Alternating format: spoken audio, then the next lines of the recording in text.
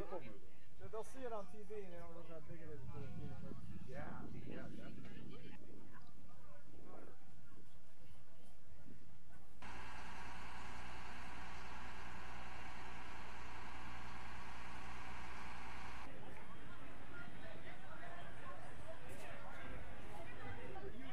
There you go.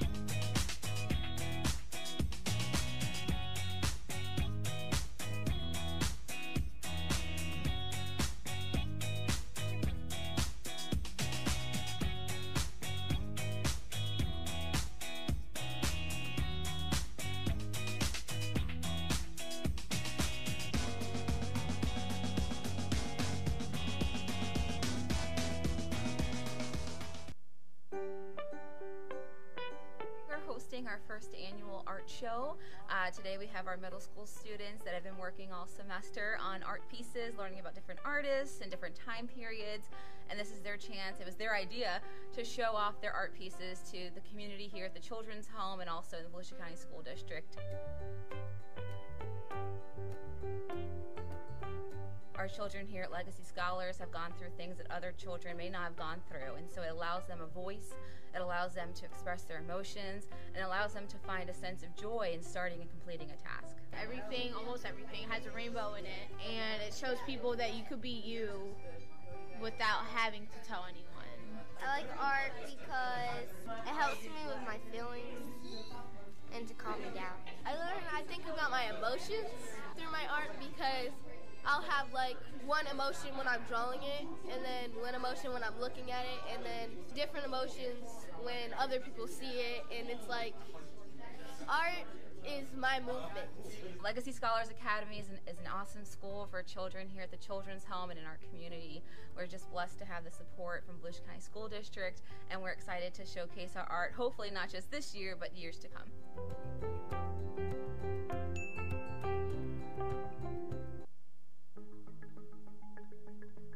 Volusia Online Learning meets the needs of students who learn productively on their own time, in their own space.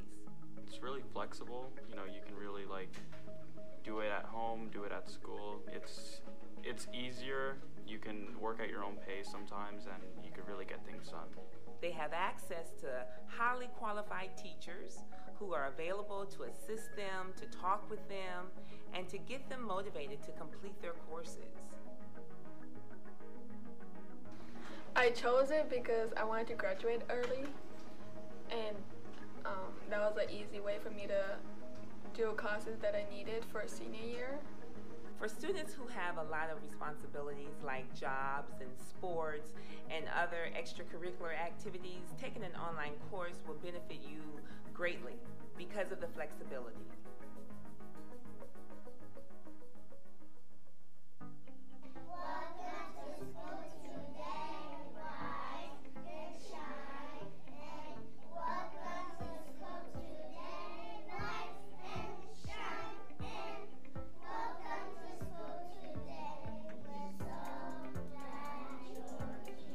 Pearson Elementary is laying the foundation for the excellent education of each student in a building that is specifically designed for 21st century learning and with updated technology.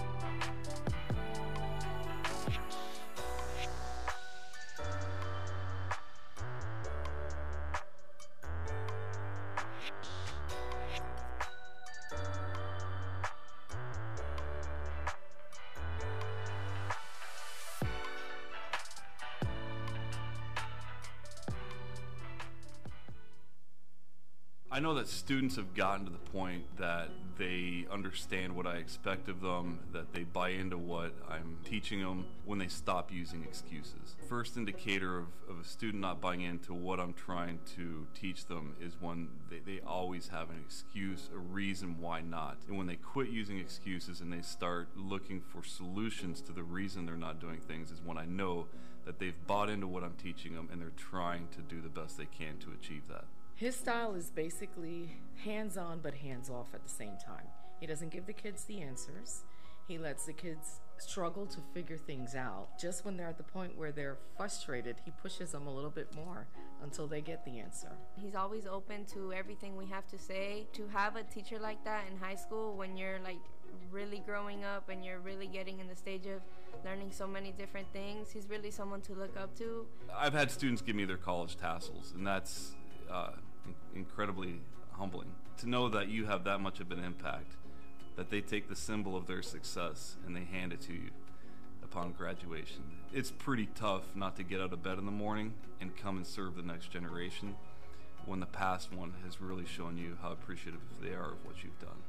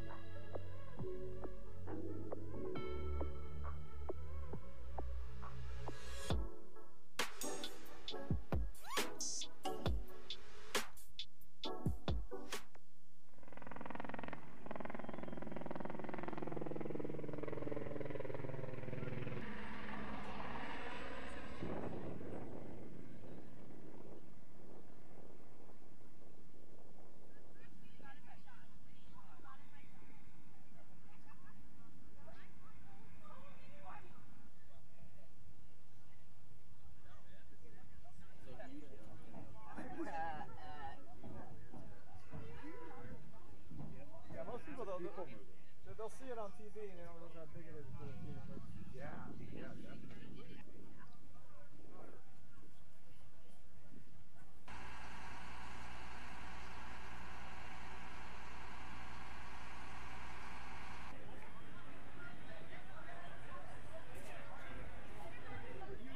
There you go.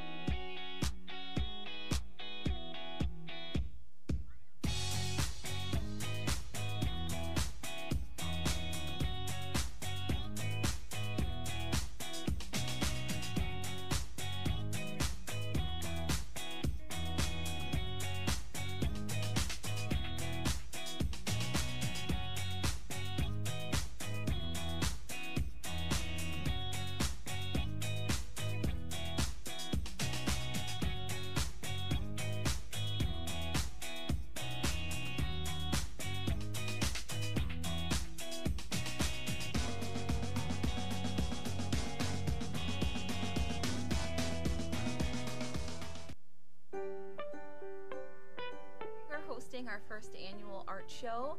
Today we have our middle school students that have been working all semester on art pieces, learning about different artists and different time periods, and this is their chance, it was their idea, to show off their art pieces to the community here at the Children's Home and also in the Volusia County School District. Our children here at Legacy Scholars have gone through things that other children may not have gone through, and so it allows them a voice, it allows them to express their emotions, and allows them to find a sense of joy in starting and completing a task. Everything, almost everything, has a rainbow in it, and it shows people that you could be you without having to tell anyone. I like art because it helps me with my feelings and to calm me down. I think about my emotions through my art because I'll have like one emotion when I'm drawing it, and then one emotion when I'm looking at it, and then different emotions when other people see it, and it's like art is my movement. Legacy Scholars Academy is an awesome school for children here at the Children's Home and in our community. We're just blessed to have the support from Volusia County School District, and we're excited to showcase our art, hopefully not just this year, but years to come.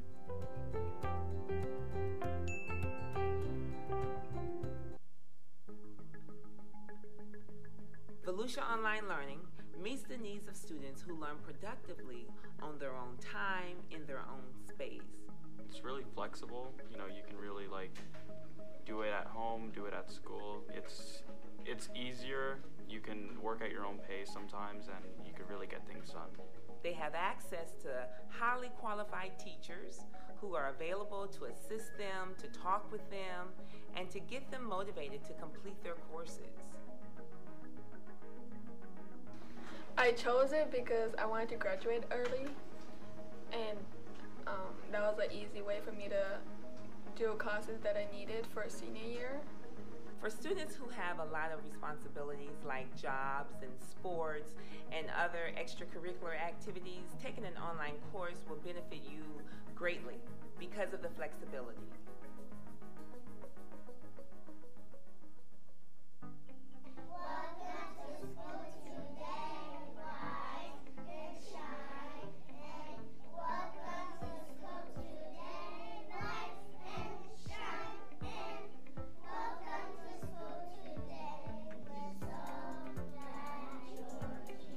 Pearson Elementary is laying the foundation for the excellent education of each student in a building that is specifically designed for 21st century learning and with updated technology.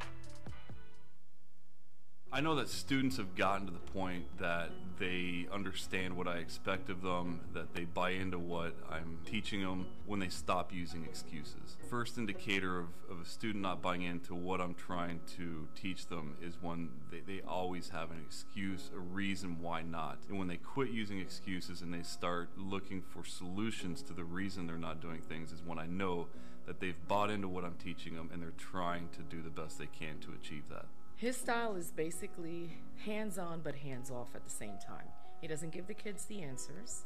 He lets the kids struggle to figure things out. Just when they're at the point where they're frustrated, he pushes them a little bit more until they get the answer. He's always open to everything we have to say. To have a teacher like that in high school when you're like really growing up and you're really getting in the stage of learning so many different things, he's really someone to look up to. I've had students give me their college tassels, and that's incredibly humbling to know that you have that much of an impact, that they take the symbol of their success and they hand it to you upon graduation. It's pretty tough not to get out of bed in the morning and come and serve the next generation when the past one has really shown you how appreciative they are of what you've done.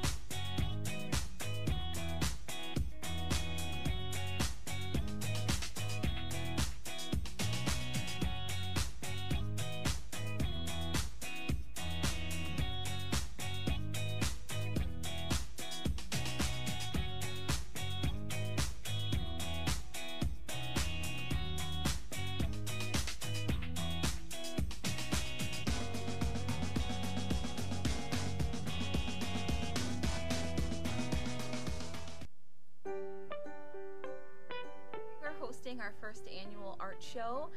Today we have our middle school students that have been working all semester on art pieces, learning about different artists and different time periods, and this is their chance, it was their idea, to show off their art pieces to the community here at the Children's Home and also in the Volusia County School District.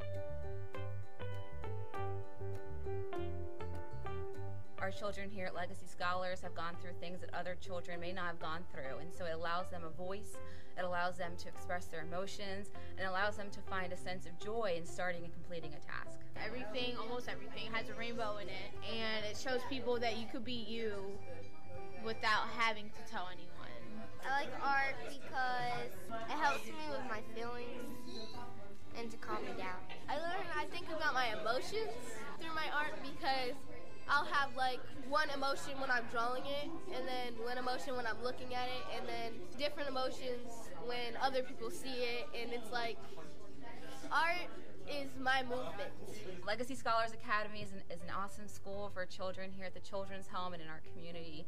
We're just blessed to have the support from Volusia County School District, and we're excited to showcase our art, hopefully not just this year, but years to come.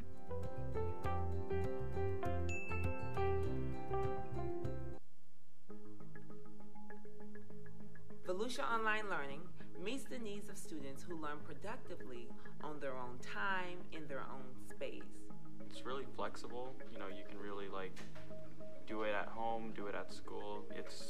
It's easier. You can work at your own pace sometimes, and you can really get things done. They have access to highly qualified teachers who are available to assist them, to talk with them, and to get them motivated to complete their courses. I chose it because I wanted to graduate early, and that was an easy way for me to do classes that I needed for senior year. For students who have a lot of responsibilities like jobs and sports and other extracurricular activities, taking an online course will benefit you greatly because of the flexibility.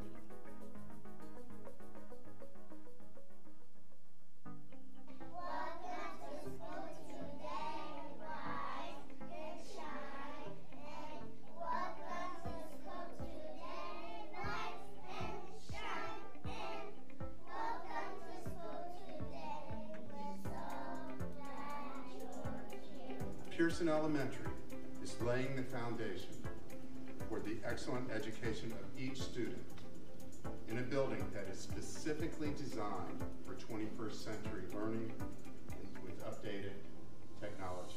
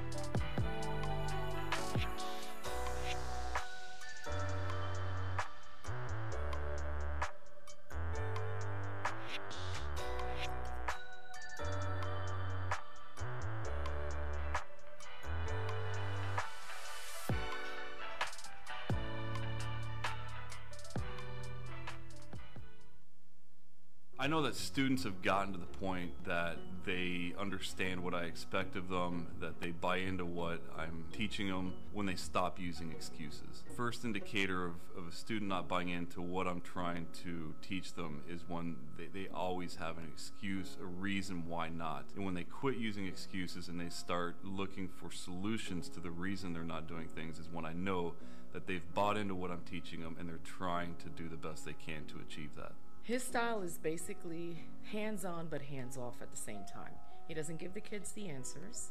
He lets the kids struggle to figure things out. Just when they're at the point where they're frustrated, he pushes them a little bit more until they get the answer. He's always open to everything we have to say. To have a teacher like that in high school when you're like really growing up and you're really getting in the stage of learning so many different things, he's really someone to look up to. I've had students give me their college tassels, and that's incredibly humbling to know that you have that much of an impact, that they take the symbol of their success and they hand it to you upon graduation. It's pretty tough not to get out of bed in the morning and come and serve the next generation when the past one has really shown you how appreciative they are of what you've done.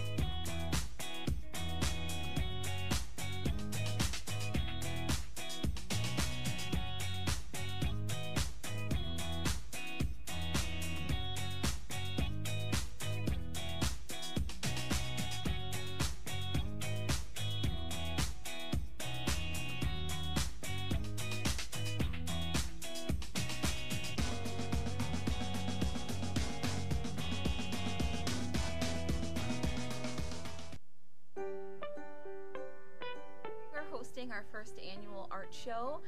Today we have our middle school students that have been working all semester on art pieces, learning about different artists and different time periods, and this is their chance, it was their idea, to show off their art pieces to the community here at the Children's Home and also in the Volusia County School District.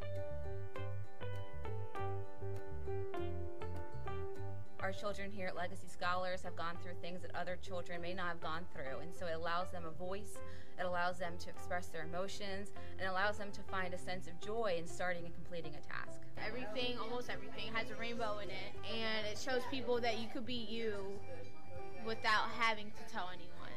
I like art because it helps me with my feelings and to calm me down. I think about my emotions through my art because I'll have like one emotion when I'm drawing it, and then one emotion when I'm looking at it, and then different emotions when other people see it, and it's like art is my movement.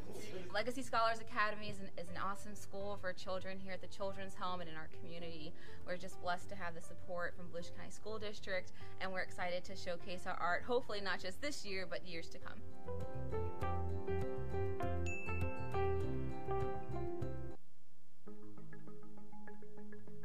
Volusia Online Learning meets the needs of students who learn productively on their own time, in their own space.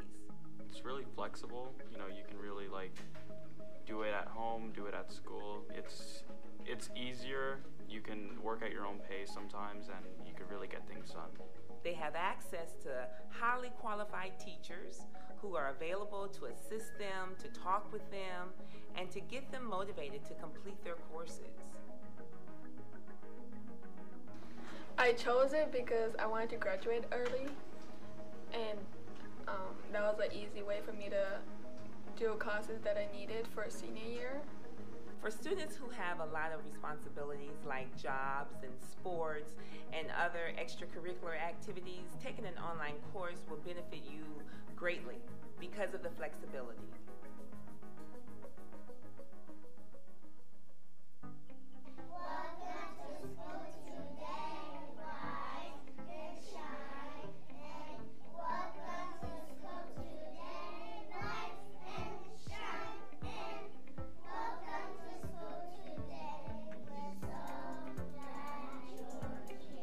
Pearson Elementary is laying the foundation for the excellent education of each student in a building that is specifically designed for 21st century learning with updated technology.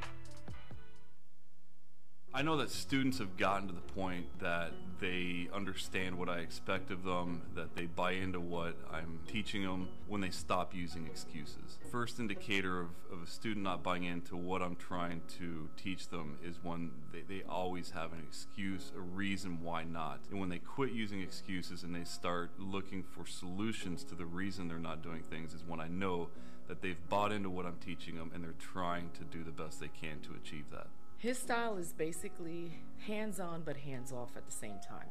He doesn't give the kids the answers. He lets the kids struggle to figure things out. Just when they're at the point where they're frustrated, he pushes them a little bit more until they get the answer.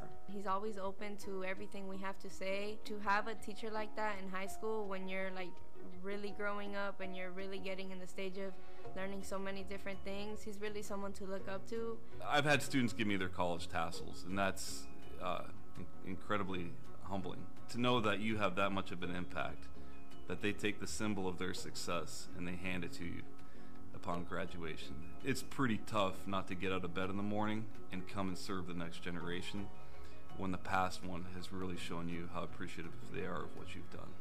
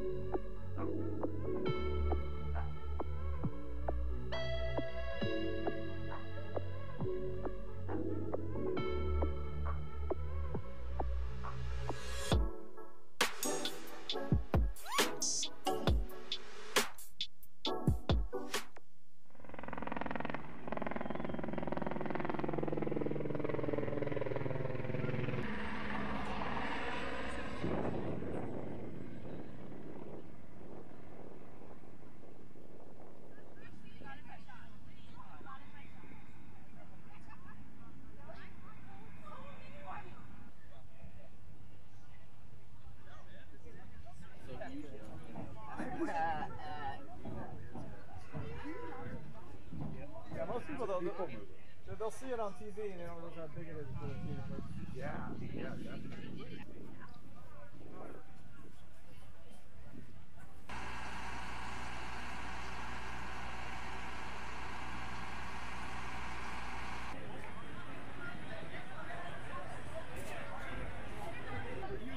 There you go.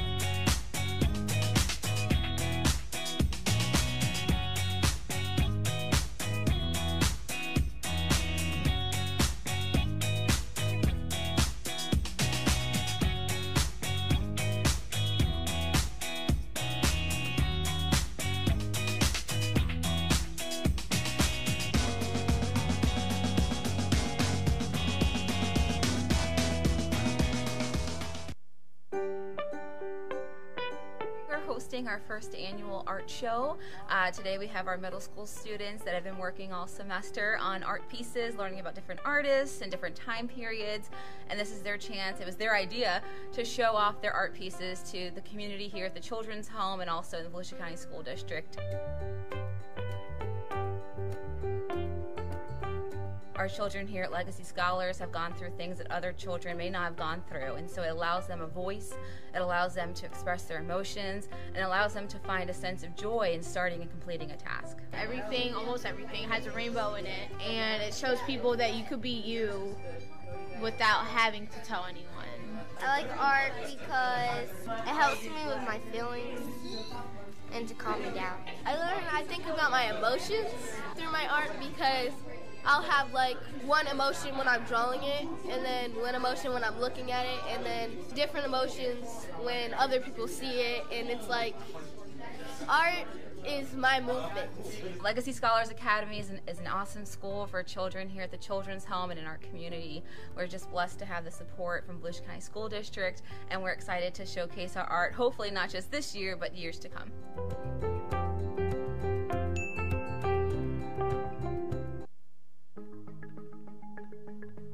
Volusia Online Learning meets the needs of students who learn productively on their own time, in their own space. It's really flexible. You know, you can really do it at home, do it at school. It's easier. You can work at your own pace sometimes, and you can really get things done.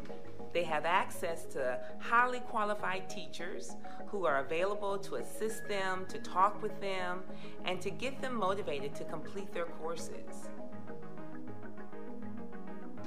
I chose it because I wanted to graduate early, and that was an easy way for me to do classes that I needed for senior year.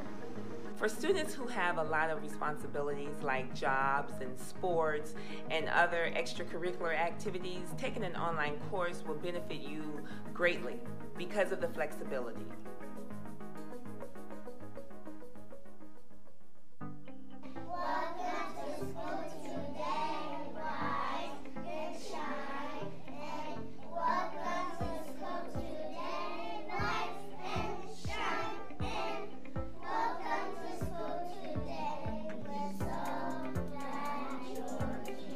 Pearson Elementary is laying the foundation for the excellent education of each student in a building that is specifically designed for 21st century learning and with updated technology.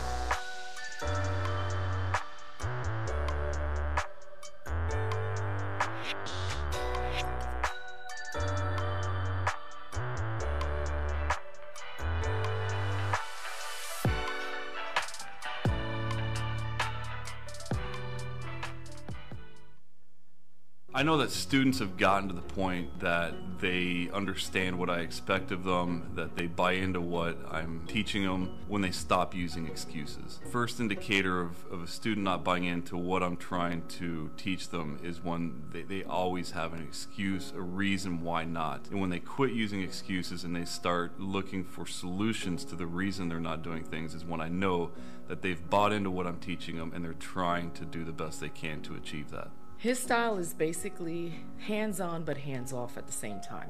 He doesn't give the kids the answers. He lets the kids struggle to figure things out. Just when they're at the point where they're frustrated, he pushes them a little bit more until they get the answer. He's always open to everything we have to say. To have a teacher like that in high school when you're like really growing up and you're really getting in the stage of learning so many different things, he's really someone to look up to. I've had students give me their college tassels, and that's incredibly humbling to know that you have that much of an impact, that they take the symbol of their success and they hand it to you upon graduation. It's pretty tough not to get out of bed in the morning and come and serve the next generation when the past one has really shown you how appreciative they are of what you've done.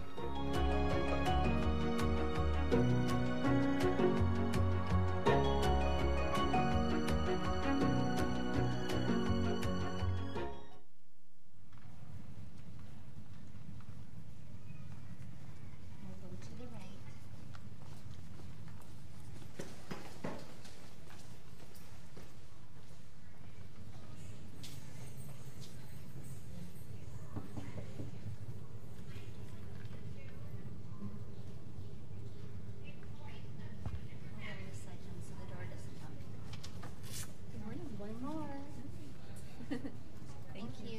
All right, this way, boo.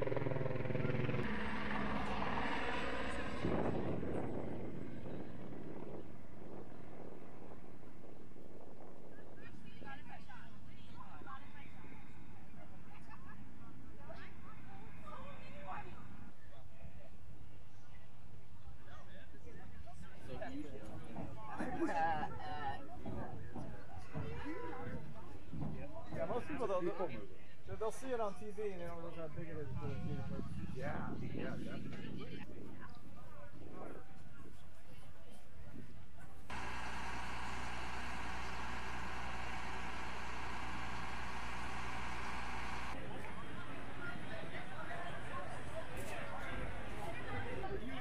There you go.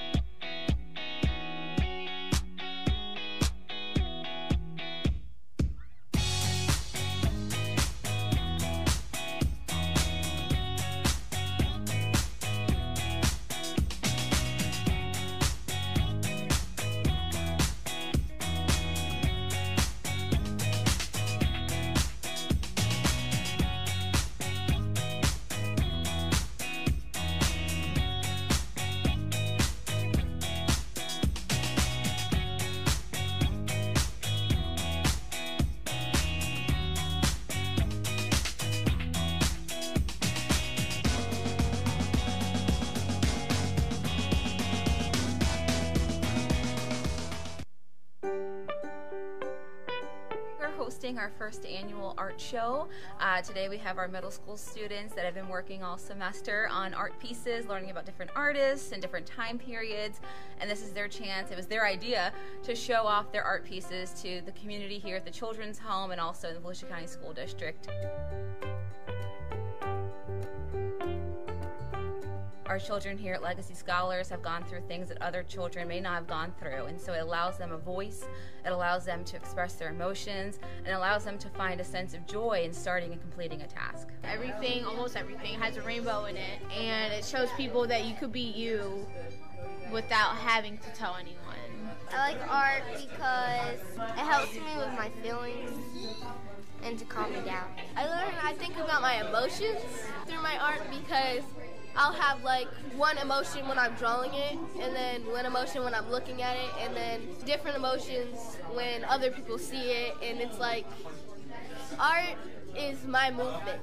Legacy Scholars Academy is an awesome school for children here at the Children's Home and in our community. We're just blessed to have the support from Volusia County School District, and we're excited to showcase our art, hopefully not just this year, but years to come.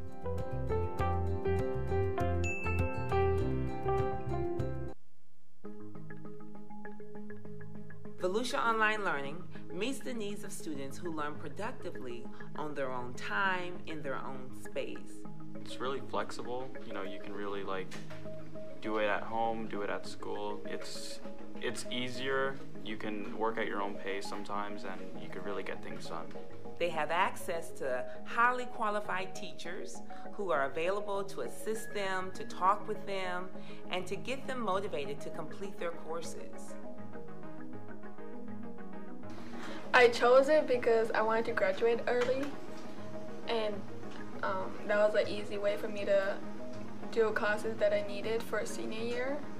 For students who have a lot of responsibilities like jobs and sports and other extracurricular activities, taking an online course will benefit you greatly because of the flexibility.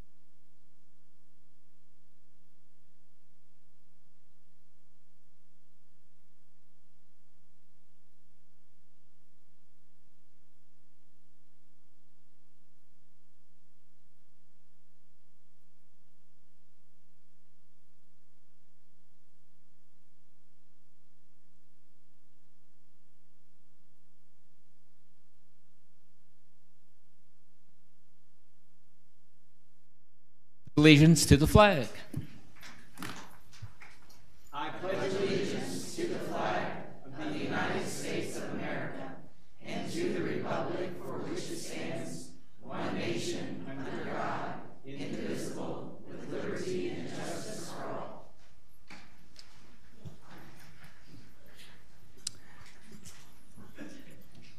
Well, as we do every school board meeting, we like to start off by introducing the people that you see in front of you. So let me begin by going way down here to the end here and introduce Miss Linda Cuthbert. She's school board representative from District 3. Next to Ms. Cuthbert is Mr. Ruben Colon, school board member representing District 5. Next to Mr. Colon, our school board attorney, Mr. Ted Doran. And over here on the far right side here, your left, is Connie Spire, our agency clerk. Next to Ms. Spire is school board member Jamie Haynes, representing District 1. Normally, Ida Wright would be here. She is not able to be here this evening. Her husband has become ill late in the afternoon, so she needs to be with him right now. And Ms. Wright is also our vice chairman, and she represents District 2. And sitting next to me is our superintendent, Mr. James T. Russell, and of course he represents the whole county. So he has the big job. And my name is Carl Persis, and it's my honor and privilege to serve as the school board chair. Our items for approval on this agenda are items 1.03, 2.02, 5.01 through 5.04, 6.02, 19.01, 19.02, 20.01, 20.02, 21.01, and 22.01. Our public participation will take place during one time today, shortly, for items requiring approval on this agenda and for items of general interest pertaining to public education in Volusia County. Our vision statement is to ensure that all of our students receive a superior 21st century education, and like to ask if any of our school board members have any good news they would like to share about anything happening in their district. This is your time. Ms. Cuthbert has some good news, so take it away. I want to congratulate Spruce Creek High School, Creekside Middle School, and New Smyrna Middle, who rocked in the special and the category awards at the Tomoka Regional Science Fair this weekend. So congratulations. Yay. Woo. Thank you, Ms. Cuthbert. Mr. Colon. And so this week is Literacy Week, as you all are all aware. And I've had the pleasure to go to several of our schools, along with some of my counterparts here. And I can tell you that reading is alive in Volusia County. The kids absolutely love the stories. And kudos to the teachers, because learning to read upside down to VPK students is not very easy. Thank you, Mr. Colon. That's great. Ms. Haynes. I'd like to give a shout out to DeLand High. Last night they did their Bulldog Palooza, where they invited all of the incoming 8th graders to come and learn about what they offer. And the individuals in the club area, which was held in the cafeteria, were so excited about all of the different clubs. And it was just a pleasure not only to meet the students, but to see the 8th graders coming in, interacting with them. And if you follow me on Twitter, I'd like you to check out the one club, because there is a young man trying to go to a conference, the state conference, and we're accepting donations for him. And if he goes, he will be the only one in Volusia County representing us for the state conference. So check out Twitter, and if you feel so inclined, please donate for him to attend. Thank you. That's just great. That's just great. I had the opportunity to serve as a judge for a social studies fair over at Osceola Elementary School, so I learned a lot. Always do when you judge these fairs.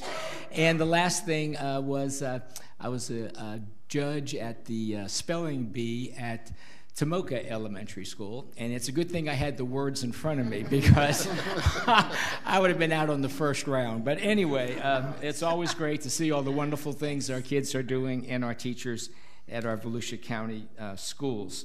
So the school board members have received copies of the minutes for the January 15th meeting, and also for the workshop that we held just prior to the school board meeting on January 15th. Are there any corrections to those minutes? Seeing none, then those minutes will stand approved as written. Agenda changes. Yes, Mr. Chair. We have item 12.05, We'd like to pull it from the agenda for further study and review. That was 12.05 is being withdrawn. All right, other than item 12.05, do I have a motion to approve the agenda? Motion to approve. Thank you, Mr. Clone. Second. Thank you, Ms. Cuthbert. We have a motion to approve. Any discussion? All those in favor signify by saying aye. Aye. Opposed, and so the motion is approved unanimously to approve our agenda. Our first item today is item 3.01, recognition of Ormond Beach Middle School. I say that with enthusiasm because I was there a while. So bring it on up and let's see. Oh, I see some familiar faces, and that's great. Good evening, board. Good evening. We are here to recognize Ormond Beach Middle School. And if you could... Oh, sorry, explain who I am. Thank you. Announce your name and your title so people on the internet can... Christine Cyrier. I am the specialist for library, media, and instructional materials. I have Sandra Murray, the media specialist from Ormond Beach Middle, Susan Tooten, the current principal of Ormond Beach Middle, and Mr. Krajewski, the former principal of Ormond Beach Middle. So former OBMS Middle School. Is sponsored by the Florida Association of Supervisors of Media and the Florida Department of Education's Library Media Services. It's a statewide recognition that highlights outstanding Florida school library programs that are fully integrated into the school's curriculum. It's a challenging process that helps identify exemplary school library programs throughout the state. The library media specialist has to develop a portfolio that includes a self-evaluation rubric where they evaluate their own media program. They have to include the 6 library media program components: instruction, curriculum, resource management, program administration, environment, and advocacy. They also have to host a site visit where the media supervisors of other districts come in and evaluate the program. They look at the portfolio through the evaluation rubric and conduct interviews of key members. The winners of the award receive their FPLS, that's Florida Power Library School, not Florida Power and Light, banner to hang in a prominent location of their schools. They also receive a lapel pin that they can proudly wear showing they are a Florida Power Library School. The award is given at the Florida Association for Media and Education Conference in the fall. I am proud to say that Ormond Beach Middle School is our most recent recipient of this designation. And Mr. Krajewski was the principal there when she went through the process, and Ms. Tooten is the principal who's there currently supporting her. It is a 5-year recognition, and then they will be up for renewal, and it's quite a lengthy process, but we're very, very proud of them. And I will say that the other supervisors in the state were so impressed that both Ms. Tooten and Mr. Krajewski were there to receive the award. They said how great that cohesiveness is there for Volusia County. Yeah, that is awesome. So, Miss Murray, I'm sure you have something to say. You always have something to say. So. Well, good evening, and I just want to say thank you for having us this evening to celebrate our media center in Ormond Beach Middle School, because it was a group effort. And first, thank you, Mr. Persis, because you really envisioned what the space should look like. And that was a while ago, and I want you to know that that space is alive, and it has actually changed with the latest technology. It's a space full of books, it's rich with text, and it also has that technology. So both Mr. Krajewski and Mrs. Tooten have charged me with making sure that it's a space that welcomes students and really brings out the very best in them. And might I add that I too am a product of Volusia County Schools. I attended Ormond Beach Elementary, went to Ormond Beach Junior High, and then Seabreeze High School. And back in that time period, those were a place of comfort, place of knowledge, a place of support, and I am truly grateful to have the opportunity to share that vision with today's students, offering them the latest in literature, the latest in technology, and a comfortable space to learn at all times. So thank you for recognizing us this evening. You're welcome. Thank you for the compliment about the space, but as these principals know, and all the other principals out there in the audience today, they know that that space is only as good as the instructional leader occupying the space. And you are an amazing person, amazing teacher, now the head media specialist. I'll turn it over to Ms. Tootin if you'd like to say a few words. Thank you, Chairman Persis. I would like to say that one of the things that Mr. Krajewski shared with me in our transition and our time together before I took over in July was that, one, Mrs. Murray had applied for this award, and he fully expected that she would be honored because the Media Center is absolutely the hub of that school. If there's something going on at that school, it is coming from this wonderful educator and lady. She loves her children. She loves the teachers. She is always there for whatever their need may be, and she's just the guru of so many things, and we're so very fortunate to have her at Ormond Beach Middle School. Yes, indeed. Mr. K, come on. You're the one that started it. I think back when Miss Murray came to me and said, we're going to apply for this, and I thought, okay. And it was a very lengthy process, but it's a well-deserved recognition. There's hundreds of kids a day in that media center. They start off in the morning tutoring. They're in there doing projects. It's one of the richest book-filled media centers that you will see. She's coming to me all the time when I was there saying, I'm ordering X amount more books, and I can tell you it's active in the reading counts for middle school, which sometimes is unusual. It is a hub, as Ms. Tootin said, and really to get the recognition is great. The real winners are the students and staff at Ormond because they benefit every day. They want to be in there. It makes literacy the focus of that school, which it should be, and it's just a well-deserved recognition for Miss Murray, now Miss Tootin, Volusia County, and Ormond Beach Middle School. So it was an honor to be part of that. It's well-deserved, and you know, some things you do right in your career, and putting Miss Murray in the Media Center was one of the things I did right. So. Yeah. Well, it's about time, right, Mr. I'll get it right eventually. He's a great guy. All right, let's give Miss Murray a hand here. And if you all would just stay after we complete all of the recognitions, we're going to have a photo op, so we'll just stay here. Don't go anywhere. We got more recognitions. Our next recognition is item 3.02, our outstanding school volunteers, and Miss Nancy Waits is back. Yay! Nice to see you, Miss Waite.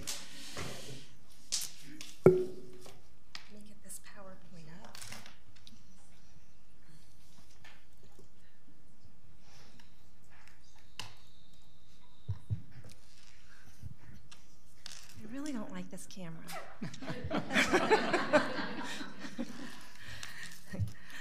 Good afternoon, Chairman Persis, members of the board, Mr. Russell. It's my pleasure to be here for the first time as the facilitator for the volunteer and partnership programs and bringing forward our outstanding volunteers. As you know, volunteers provide thousands of hours. They are alive and well in Volusia County schools, and I'm thrilled to be able to be here to introduce 3 outstanding volunteers, and then our volunteer teacher teams that have won for the district and will go on to the state for that competition. So the first ones that I'm going to introduce to you are our Outstanding School Awards. These are presented annually to volunteers. So our schools select their volunteers of the year, and they come to the district, and we have a committee that reviews these. And the folks that are selected that you will be meeting tonight are the ones that will represent us countywide and then at the state level. So we have a youth, adult, and senior volunteer. They are selected based on their dedication and commitment to quality education in Florida, on their type of contribution, the character of their service, the number of years that they have served, and the breadths of their service. So I'm going to start with our outstanding youth volunteer. In the youth category, this is Colton Asnes, who was nominated by Spruce Creek High, and I'd like to ask Dr. Sparger to join me with Colton to share a few words about him and the service that he has provided to Spruce Creek High and really the community.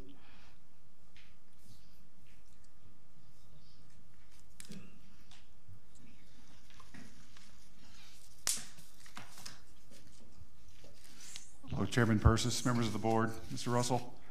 This is Colton Asnes. As Ms. Waite mentioned, Colton is a senior on our campus, an active member of the Student Government Association. He actually serves as our executive treasurer. this particular school year. Colton, through his work with the SGA, has helped the Toys for Tots campaign on our campus, raising over last year they collected over 400 toys that were distributed to local charities in our area. He also was active with the what we call a 2-minute fundraiser, where we school-wide raised $4,000 for the Puerto Rico relief effort after Hurricane Maria. So, and then most recently, Colton is a founding member of the Jewish Club, and they're looking to help the Jewish Federation in our area collect food for their food bank and school supplies to distribute to local students. That's the school-wide efforts. He's also active in the community, participating in the Port Orange South Daytona Chamber of Commerce Youth Civic Leadership Experience. I think he told me this was the first year they've had that program, and he was instrumental in getting involved, and actually I think encouraged his mother to join the adult version of that same leadership group. He also tutors students in economics, which is a good background for him as well. And he's volunteered at a local golf camp that served elementary students. So not only is he doing a lot of volunteerism on our campus, but in the community as well, while maintaining a 4.3 weighted GPA through our IB program. Colton is. And we had an interview with Georgetown over the weekend, so that's his first choice. So we'll give him good thoughts in terms of that as he looks forward to hearing back from the different colleges. They'll be lucky to have him as part of their student body, as we certainly have been lucky to have him for the past 4 years at Spruce Creek. Yeah. So Colton, what drives you to do all this volunteer work? So just the opportunities available at Spruce Creek have just given me so for IB we have CAS hours, so I've had the opportunity to go out into my community, and I've had for example, I've gone to Embry-Riddle University and I've reached out to a professor.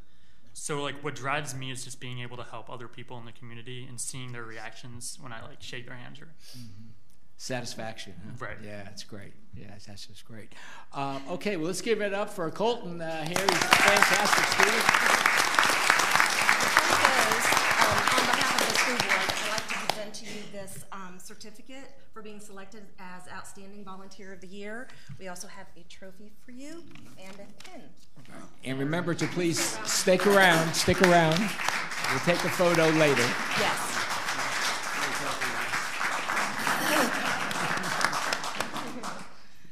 I think he needs to get an orange jacket.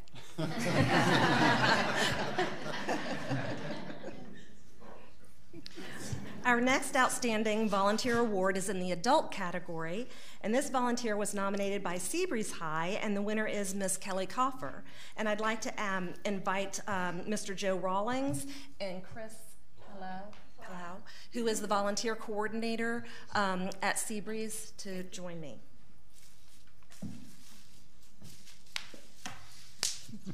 Hi, good evening. Hello. Hello. Good evening, everyone. Mr. Persis, Board Chair, thank you for having us here this evening. Fellow board member, Superintendent Russell. It truly is an honor. Ms. Kofer, that Ms. Plow is going to share in just a moment, had other family commitments because she has a very famous son. Have you ever heard of Smancy Pops? He's the one that created that business. And so they're doing something at Stetson just down the road this evening at the same time in relation to that.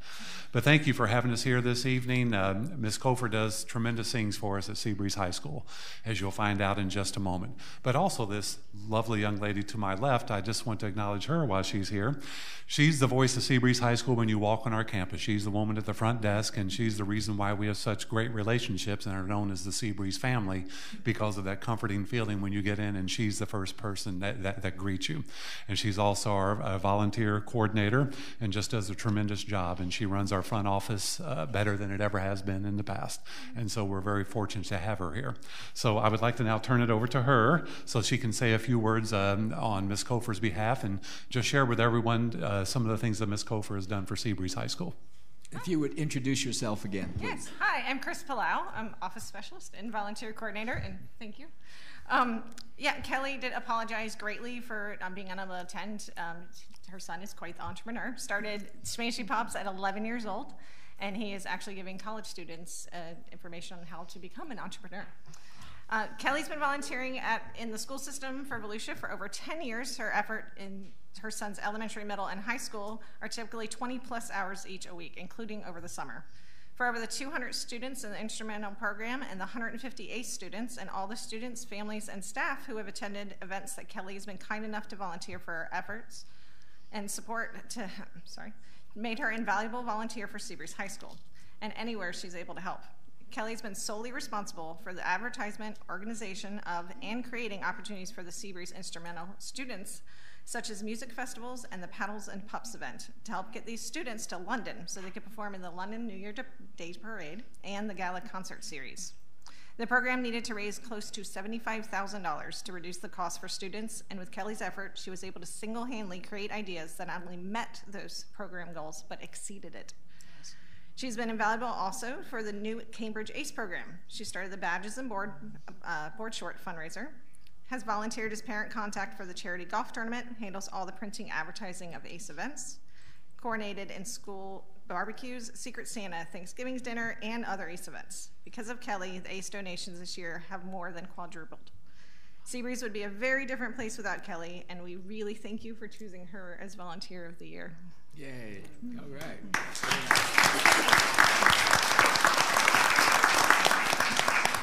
Ms. Waite.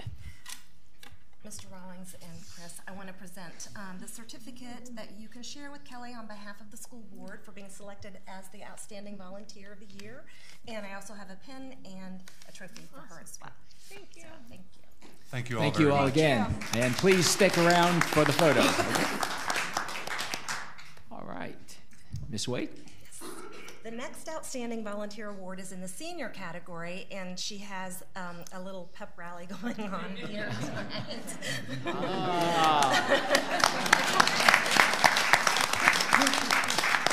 Mrs. Deb Wigley was nominated by Freedom Elementary and has made a huge impact on that campus.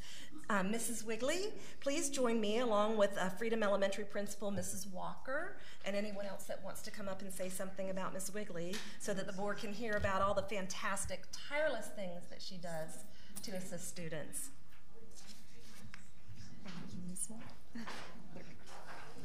I should stand. This is Mrs. Wigley.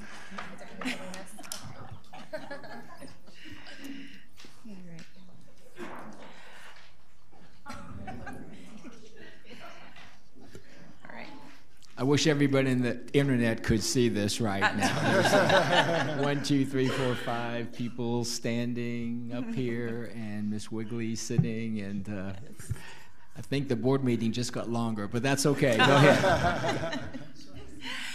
Good evening, Chairman Mr. Persis, school board members, Mr. Russell. As you can tell by our support team we brought here tonight, along with Mrs. Wigley, she is truly an asset to Freedom Elementary School. She is truly loved on our campus. Ms. Wigley is beyond amazing. She spends countless hours assisting teachers and students throughout the day, almost every day, I must add. She is always shopping and thinking of ways to support our students. She provides them with incentives to try their best and constantly checks on their behavior and well-being. Not only does she support our students, she also beautifies our campus by planting flowers and decorating classrooms. She also dedicates countless hours in our food pantry. She loves the students and devotes all of her time and attention while working either one-on-one or with small groups. She is kind, caring, patient, and makes positive connections with everyone she meets. We are blessed to have Ms. Wigley as a member of Team Freedom, and we don't know what we would do without her.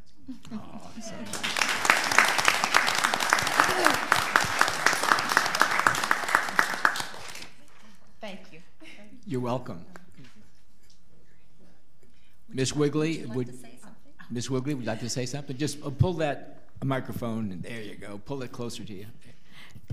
I would just like to say I truly do love the kids, and my goal is if I can help one child succeed, then I've done my best. Yay, good for you. Thank you so much.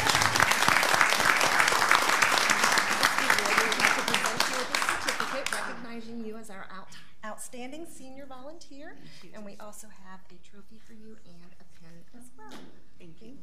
Please don't leave.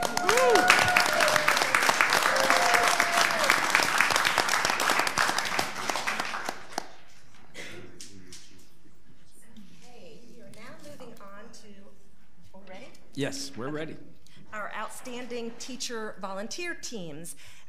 We have 2 for this award, one at the elementary level and then one at the secondary level. The criteria for this award is that the teacher and volunteer work together developing and/or implementing a special project or new program. Our outstanding elementary teacher volunteer team is from Turry T. Small, and I'd like to ask Mr. Cameron Robinson, principal of Turry T. Small, to join me, along with Mrs. Vernell Spar, who is a music teacher at Turry T. Small, and Shirley Browder, to talk about this 16-year partnership. Wow. Welcome. Good afternoon, Mr. Persis, school board members, Superintendent Mr. Russell. Thank you for giving me the opportunity to come up and brag about Mrs. Vernell Spar. Mrs. Spar is not just a music educator at Turry T. Small Elementary School. She's someone that really promotes student achievement and helps with the day-to-day facilitating at our school. The reason that we nominated Mrs. Spar and Mrs. Shirley Browder, Mrs. Spar has been at Turry T. Small Elementary School since 1999. And Mrs. Browder has been volunteering at Turry T. Small Elementary since 1994. The program that they started was the Student Leadership Conference to promote leadership skills for our 4th and 5th graders. Mrs. Spar, from beginning to end with Mrs. Browder, they set up the speakers, and we've had, let me just make sure I don't miss anyone that was there. We had Bishop Derek Triplett. We've had Dr. Lopez from Halifax, Primrose Cameron. Dr. Primrose came, as well as Judge Fields was there as one of the guest speakers the past 2 years. Through the Take Stock in Children program, Mrs. Spar has helped over 20 students from Turry T get through college. I know Chris Evans, who has spoke at the school board members before, he was one of those students. One of the big things that they do with the program is they started the Star Club, and our Star Club students are A and B honor roll students that help with one of Mr. Russell's visions of increasing student attendance. And to be a Star Club student, not only do you have to have A's and B's, you cannot have less than 3 tardies or 3 absences. So on behalf of myself as the principal at Turry T. Small Elementary School, I'd like to congratulate Mrs. Vernell Spar and Mrs. Shirley Browder for all of their work with volunteering at our school. Yay.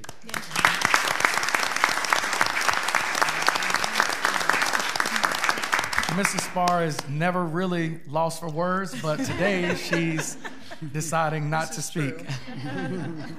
Mrs. Browder has the flu. Okay. But Mrs. Browder, we started working together in actually 2000, and she's 82. Wow. And she spends, I think she's out to the school every single day, 3 to 4 hours a day. Amazing. And working with the kids, working with kindergarten right now, and supporting them in the classroom. And then we do our attendance initiative with the students. And we've been following this group since 2nd grade, following their attendance and their grades and just tracking them to figure out what we can do to get them to school on time, to have less tardies and less absences. And at the end of each semester, the students get to shop and they get to pick one item. Daytona Beach West Rotary Club supports us in this program. And so we've been able to take the students on field trips where they don't have to pay for anything. And so that's a big deal for our kids, because our kids, they don't get the experiences that other students do, but we do our best to make sure at Turry T that our kids have the same exposure and experiences as students at Pine Trail, Tomoka, and they may not get it all, but we work hard at giving them as much as possible, because at our school, you know, big things always happen at Turry T. Small. Yeah, that's for sure. Ms. Spar, thank you. Please express our appreciation to Ms. Browder, and perhaps when she's feeling better, you all can come back, or she can come back with you, and we'd be happy to recognize her. We certainly commend her for all the great work that she's doing. You all are a super team. Thank you very, very much.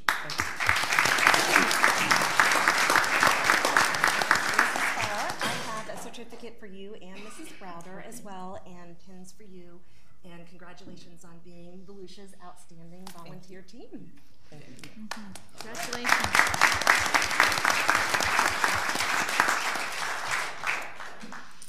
One more. Ms. Wade. Our outstanding secondary teacher volunteer team is from Galaxy Middle. This is a really cool partnership. I'm very excited about it. I'd like to ask Ms. Karen Chenoweth, who is the principal of Galaxy Middle, to come forward and join me along with Jeff, and I'm not sure how to say the last name, Crow. Teacher Adrian Avram, who is over here working the board meeting tonight, and he's a user support analyst, and Jason Parody, who I don't think is here tonight, was able to join us, okay, to talk about their partnership and the Cyber Patriots program. All right, Cyber Patriots, sounds exciting.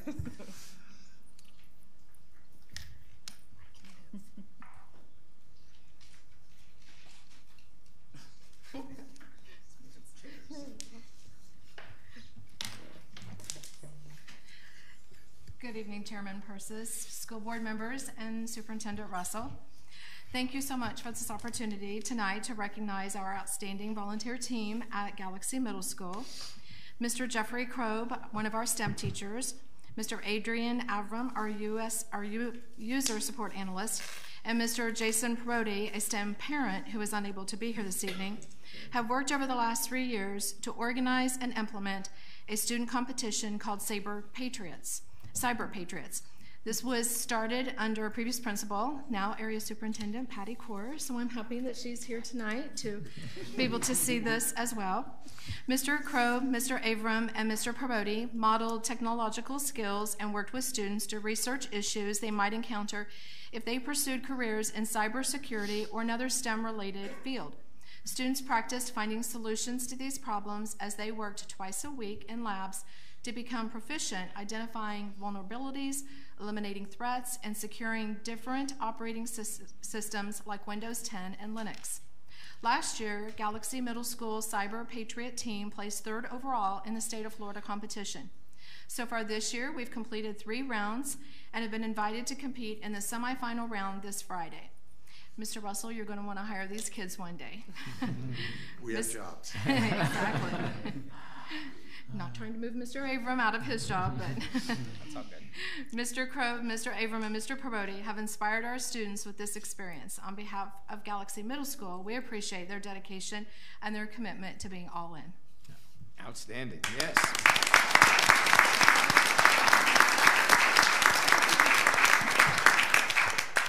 Either of you gentlemen wish to comment? I'd like to say that Cyber Patriot is a national competition that all of our schools should be doing, because it's bringing something to the kids that they don't get anywhere else. We have kids who they've gone on to high school and they keep coming back to work with us and talk about it, and it's all one of our ex-students, that's all he talks about is cybersecurity and how well we're doing and what are the kids working on, and it's just an amazing program. Yeah, great. And it should spread. Yes. And I'd like to add on to that too, that not only does it teach the technical side, but a lot of the ethical stuff that I think we forget about, the kids being at home, what they're doing, that concept of everything you do on the internet, there's always a trail, and it's being that responsible kid, teenager. I mean, you know, we all get into trouble, so you just got to remember, do the right thing and be ethical about it. So it's a great program. Any of you schools listening out there, you should really do it. It's fun, just saying. All right, thank you for that. All you schools listening out there, you heard them. All right, Miss Waite, you have Yes, I do. Yes. I have certificates for each of you as the outstanding teacher volunteer team, and if you can get this to Mr. Parody, that would be great, and also pins for each of you. So thank you so much, and congratulations. Congratulations.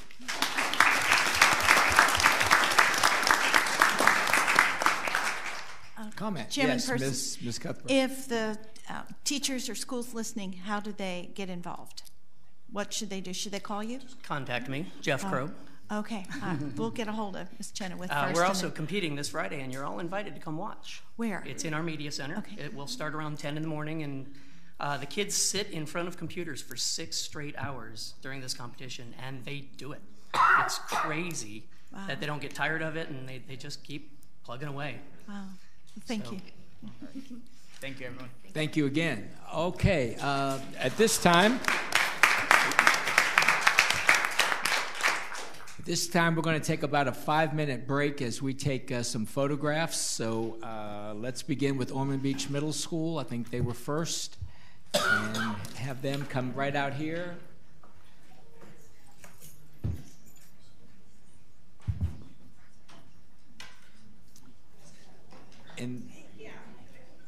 And Miss Waite,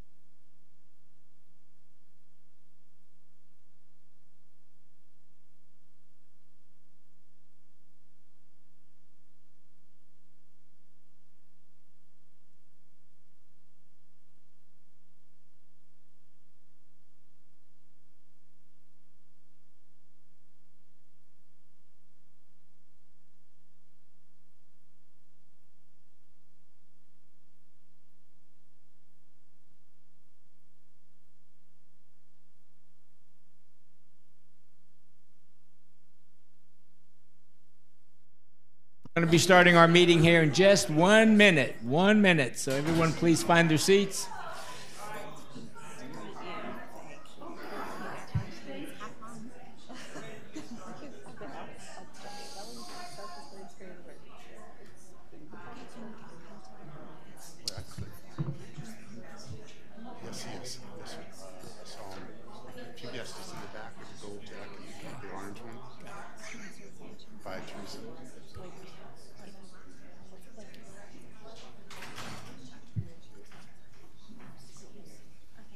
Welcome back, everyone. We'll go ahead and continue with our meeting.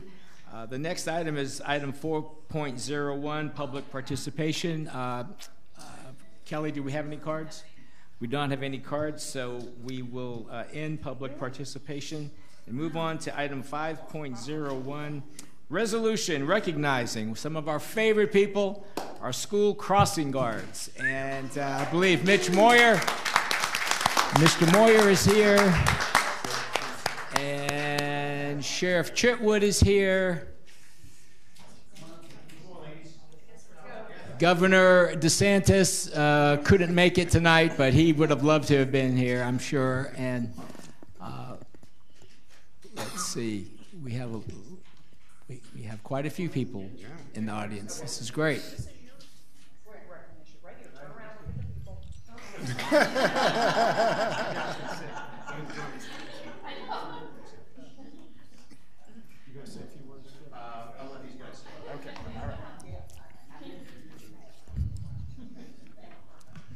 Let the record show that the sheriff relinquished his seat so that others could sit down. You going to speak? He's such a gentleman, such a gentleman. All right. Superintendent Russell, it's a pleasure as Director of Student Transportation Services to present the resolution to you this evening, recognizing school crossing guards and expressing our appreciation. Here in our district, just like across our nation, school crossing guards play a vital role in the safe transition of our students to and from school each and every day. Rain or shine, in the warm Florida sun or on a frosty Florida morn, like we'll have tomorrow morning, these dedicated men and women are more than what meets the eye. They become mentor-like to the children they safeguard each morning and afternoon. They provide them and us as a school district the most valuable service to our young people and to the communities that we as a Volusia County School District serve. I'd now ask you to turn your attention to our honorees behind me. I'll introduce them in just a moment. To add honor to our recognition this evening, joining me, as you have mentioned, are Captain Eric Egan, Lieutenant Tom Tatum, and our Sheriff Mike Chitwood. Would you like to say a word? Oh, yeah. Thank you for this, recognizing these hardworking folks. I mean, twice a day they go out, they risk their lives with some concerning drivers that we have out in the world. I'm trying to keep my words nice, but that's why I let him speak. And we appreciate that, Sheriff. We've got 110 school crossing guards that do a phenomenal job, and without them, our kids wouldn't be safe, quite frankly. And it's a tribute to them and all that they do for us. Yeah. Thank you. Thank you, Captain. The honorees here with us this evening are Lieutenant Michelle Newman, Karen Williams, Sue Armand, Lou Duart, Laverne Curry, Sergeant Janelle Hilliard, Nancy Strickland, and Supervisor Brenda Barnes. Can we give them a round of applause?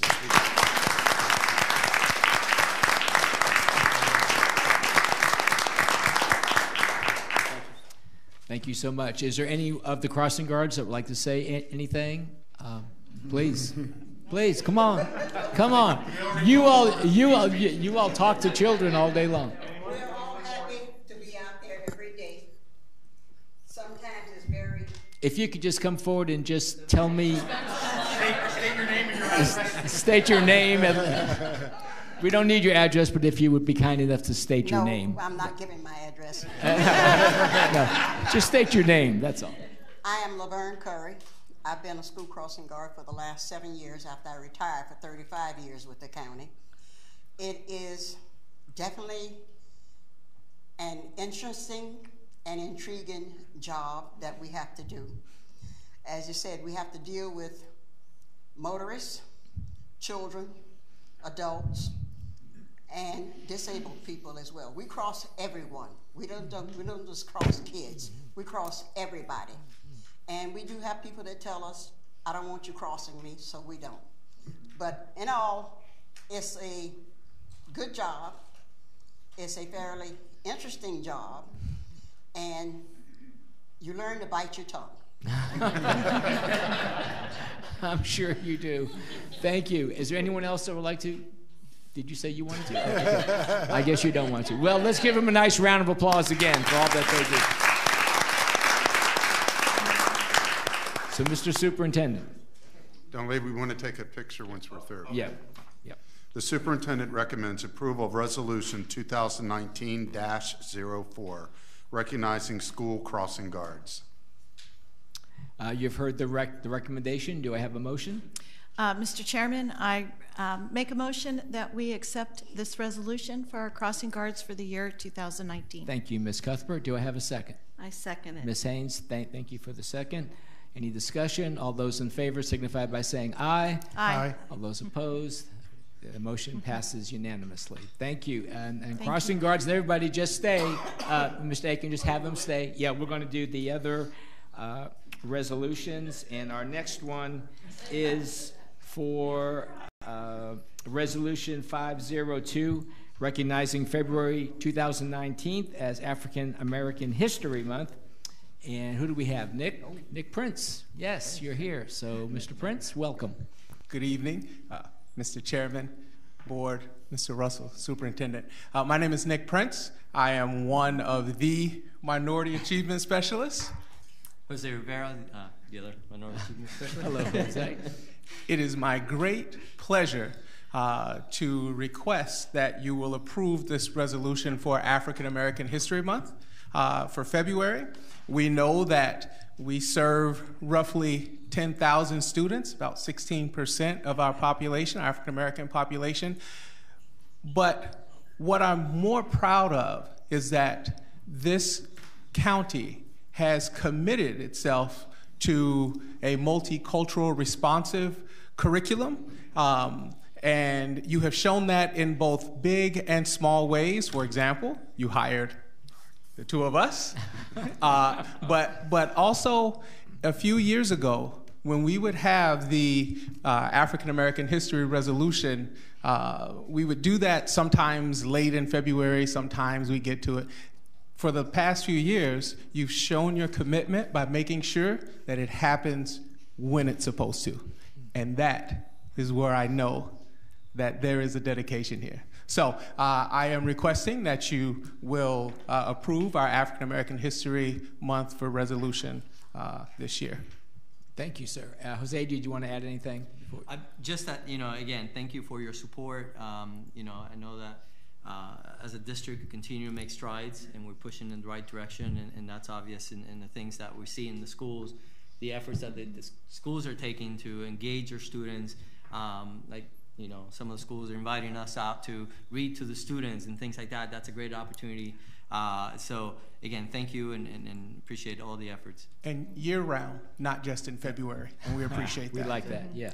Mr. Superintendent. Thank you, sir. The superintendent recommends approval of Resolution 2019-02, recognizing the month of February 2019 as African American History Month.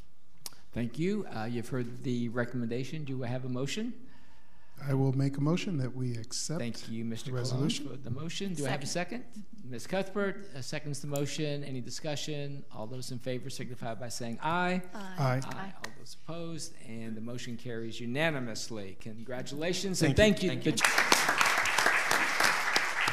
And stick around. We're going to have a photo right after all of the resolutions. We have one more, and that is Resolution 5.03. I made a mistake. We have two more. 5.03, recognizing Celebrate Literacy Week, Florida. And we have Tracy Blinn coming forward, our specialist in reading and language arts. Welcome, Tracy. Thank you. Good evening, Chairman Persis, members of the board, and Superintendent Russell. I am proud as the secondary ELA and reading curriculum specialist to ask your approval of the Celebrate Literacy Week resolution. This is the 11th annual statewide Celebrate Literacy Week Florida. The goal of this week-long event is to promote literacy throughout the state, and this year's theme is Spreading Literacy, One View at a Time. As several of the board members have already mentioned earlier in the presentation, Literacy Week is occurring right now, and we have great events happening around all of our elementary, middle, and high schools in the district. As we love to ensure that all Volusia County students receive a superior 21st century education with the necessary literacy skills as one of our foremost priorities as educators, Celebrate Literacy Week offers us the opportunity to promote the importance of reading and writing, which are absolutely critical to our students' academic success. Guest authors and readers, parades of storybook characters, book swaps, door decorating contests, school spelling bees, and quotes of the week are just a few of the literacy-focused events which you would see if you visit any of our schools. We're so proud of the creativity and the imagination of the teachers and school leaders who work with our students each and every day. To see what each school is doing for Celebrate Literacy Week, you can look on the Just Read Florida website, search for district literacy plans, of course look for the best district, Volusia, and you will see all of our plans listed there for all of our different schools. Thank you for taking the time this evening to approve this resolution for Celebrate Literacy Week. And thank you, Tracy. Mr. Superintendent. The superintendent recommends approval of Resolution 2019-03, recognizing the week of January 28, 2019 through February 1st, 2019 as Celebrate Literacy Week Florida. Thank you. Board members, you've heard the recommendation. Do I have a motion? I would love to make the motion as a literacy teacher. So I make a motion that we accept Literacy Week for this concurrent week for 2019. Thank you, Ms. Cuthbert. Do I have a second? I second it. Thank you, Ms. Haynes. You've heard, we have a motion and a second. Any discussion? All those in favor signify by saying aye. Aye. Aye. All those opposed, and so promote literacy. And also don't forget to check us out on Twitter at VCSCLW 2019. You can see some great photos that have already been posted the events. Thank you. That's awesome. Thank you so much. Glenn. All right, our next resolution is 5.04, resolution recognizing February. February, you recognize a lot of things. Another one is Career and Technical Education Month. And we have Rachel Rutledge is here. Hello. Hello. Good evening, Chairman Persis, members of the board, Superintendent Russell. Thank you for the opportunity to sit with you today. This month is nationally focused on celebrating career and technical education. Our national association celebrates career clusters ranging from health sciences to manufacturing to hospitality to engineering. And February is a month where we focus on our exceptional teachers and our student leaders. And so we will be doing that throughout the month of February. In Volusia County, we have 79 career and technical education programs. We have 41 career academies, and we have so many opportunities for our kids in the middle and the high schools. So I am very pleased to be able to walk in to such a prosperous district with CTE. In 2018, the President signed the Strengthening CTE for the 21st Century Act into law. So CTE right now has national attention, it has state commitment, and it also has local engagement. So many community members have been reaching out to me, wanting to participate in connecting our students to local industry, which has just been wonderful. CTE is flexible, it's ever-changing and adaptable to meet the student needs as well as business and industry needs. It's preparing students for high-wage, high-skill, and high-demand careers. This is not your parents' vocational education. Our students are earning industry-recognized credentials. Career and technical education concentrators, meaning that they take 3 or more classes in a particular program, have a 95.63% graduation rate. That's awesome. Oh, yeah, that's awesome. Yeah, that is awesome.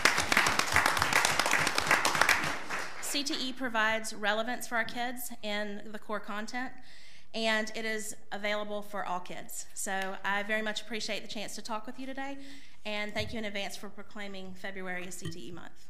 Thank you so much, Mr. Superintendent. Thank you. The superintendent recommends approval of Resolution 2019-05, recognizing February 2019 as Career and Technical Education Month. Thank you so much. You've heard the recommendation from the superintendent. Do I have a motion? Education Month. Thank you, Ms. Haynes. Do I have a second? And I will, go ahead. I second. All right, Ms. Cuthbert seconds the motion. Any further discussion? Seeing none, all those in favor signify by saying aye. Aye. Those opposed, and the motion carries unanimously. Thank you, Rachel, and thank you, everyone. We're going to take photos right now, beginning with the crossing guards, and so we're going to take about a 5-minute break as we take these photographs. We'll be right back.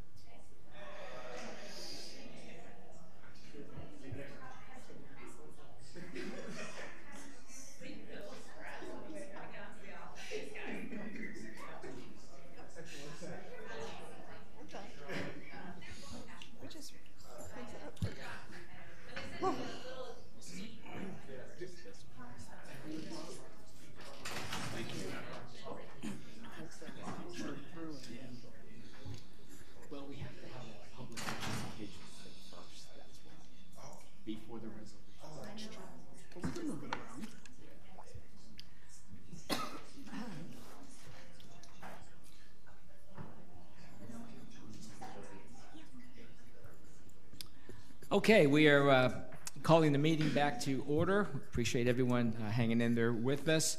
We are now at item 6.01, removal of items from the consent agenda.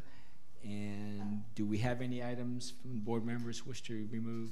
Mr. Superintendent, you already removed one, correct? Yes, sir. That was what, 12.05?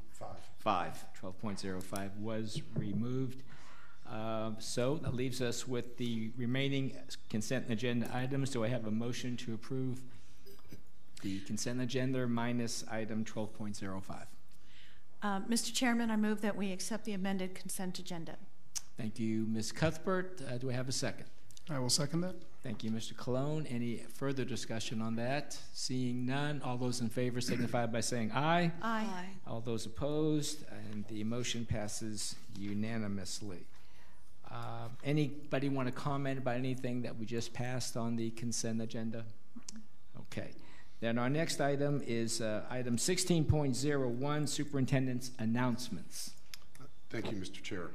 The National School Counseling Week is February 4th, 2019 to February 8th, 2019. The district spelling bee will be Thursday, February 7th, 2019 at Atlantic High School. We had problems finding a venue, so we switched to Atlantic High School, and we're thankful that they stepped up for us. UNCF kickoff breakfast will be a week from this Friday, February 8th, 2019 at 8 a.m.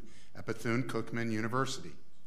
The work session will be for the board will be Tuesday, February 12th, 2019 from 10 a.m. to 1 p.m. in this boardroom at the DeLand Administrative Complex, followed by a school board meeting Tuesday, February 12th, 2019 at 3:30 in this boardroom at the DeLand Administrative Complex. Thank you, Mr. Russell. And moving on with our agenda is item 17.01, Superintendent's presentations. Thank you, Mr. Chair. At this time, I would like to invite Rachel Hazel, Greg Aiken, and Elizabeth Albert forward, and they're just going to give you an update, a brief update on our elementary day meeting that we had last Thursday evening. Great. And who was going to start? I'll start. Good evening, Chairman Persis and school board members and Superintendent Russell. I am Rachel Hazel, Executive Director of Curriculum, and I'm joined by Elizabeth Albert, President of VIEW, and Greg Aiken, Chief Operating Officer, in charge of everything. That's it. You got it. Great. All right. We did want to just give you a brief update because we did begin our work. We know that it's very important to all of you and to us to get as much input as possible as we begin to make the changes for the 30 minutes of additional elementary time that was negotiated and settled on this year. So Mrs. Albert's going to go over the members of our committee. Mr. Aiken's going to present some of the outcomes of that committee work. What we have done is a two-phase process. This last Thursday, we met with the committee and really gave them the outlines of what we needed in order to make it work, like what start times, run times. And we charged this committee with coming up with what time should school start, middle, elementary, high, and what time should school end. That was really the task that we're hoping to do. They're going to bring, we took their suggestions, we're going to bring those back at our next meeting, which is next week, and try to get this one down to 2 suggestions for start and end times. Those will then be put out to all stakeholders for a closed vote. Then we will have another committee, because that's Elizabeth and I love committees. We have another committee to determine what we do with that time in elementary, and we would not need all stakeholders from all levels for that, just our elementary stakeholders. Thank you, Ms. Hazel. Ms. Albert. Thank you, Chairman Persis, board members, Mr. Russell, Elizabeth Albert, President of VIEW. So it was very important to us to take a look at this initiative, this task, through a variety of lenses. So we were glad we hosted, which was nice. And so we invited a variety of teachers. We actually asked for volunteers, and we had an overwhelming response, so we did have to vet. But we were able to bring in elementary, middle, and high school teachers. We were able to bring in some district folks. We had some administrators that either volunteered or were voluntold, and then we had the parents that you asked to come in your represent you. And so in doing that, the thought was not one person can't think of everything.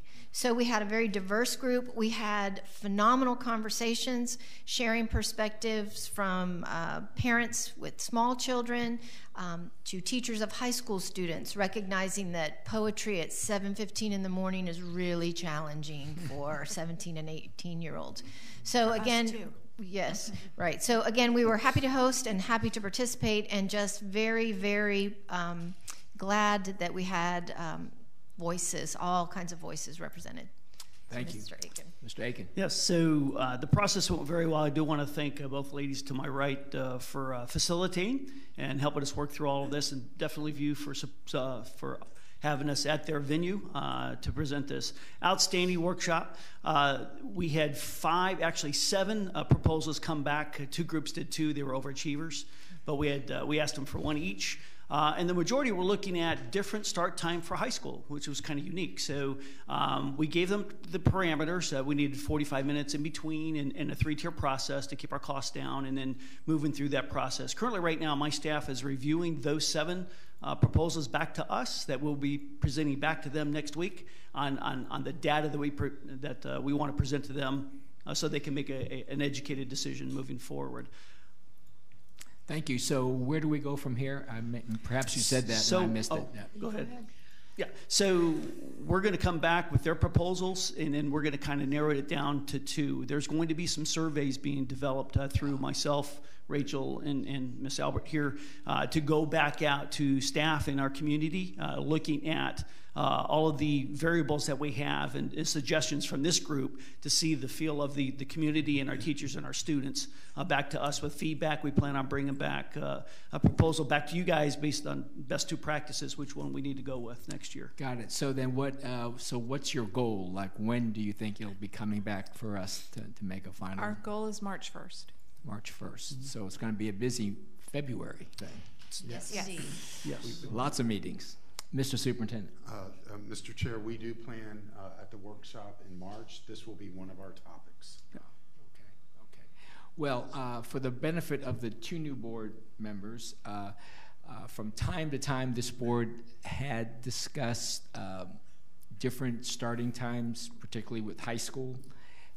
What the challenge always is that you can't just change one level without affecting middle and elementary schools. So with this opportunity, now that we have to perhaps do something a little different, it's a good time to look at all the levels. And so I think we're very happy you're getting input from all the stakeholders and teachers and parents and everyone involved. So when you come back, it can be a collective recommendation. Is that what you were interested in, Mr. Superintendent? I believe we can explore the start of the high school day.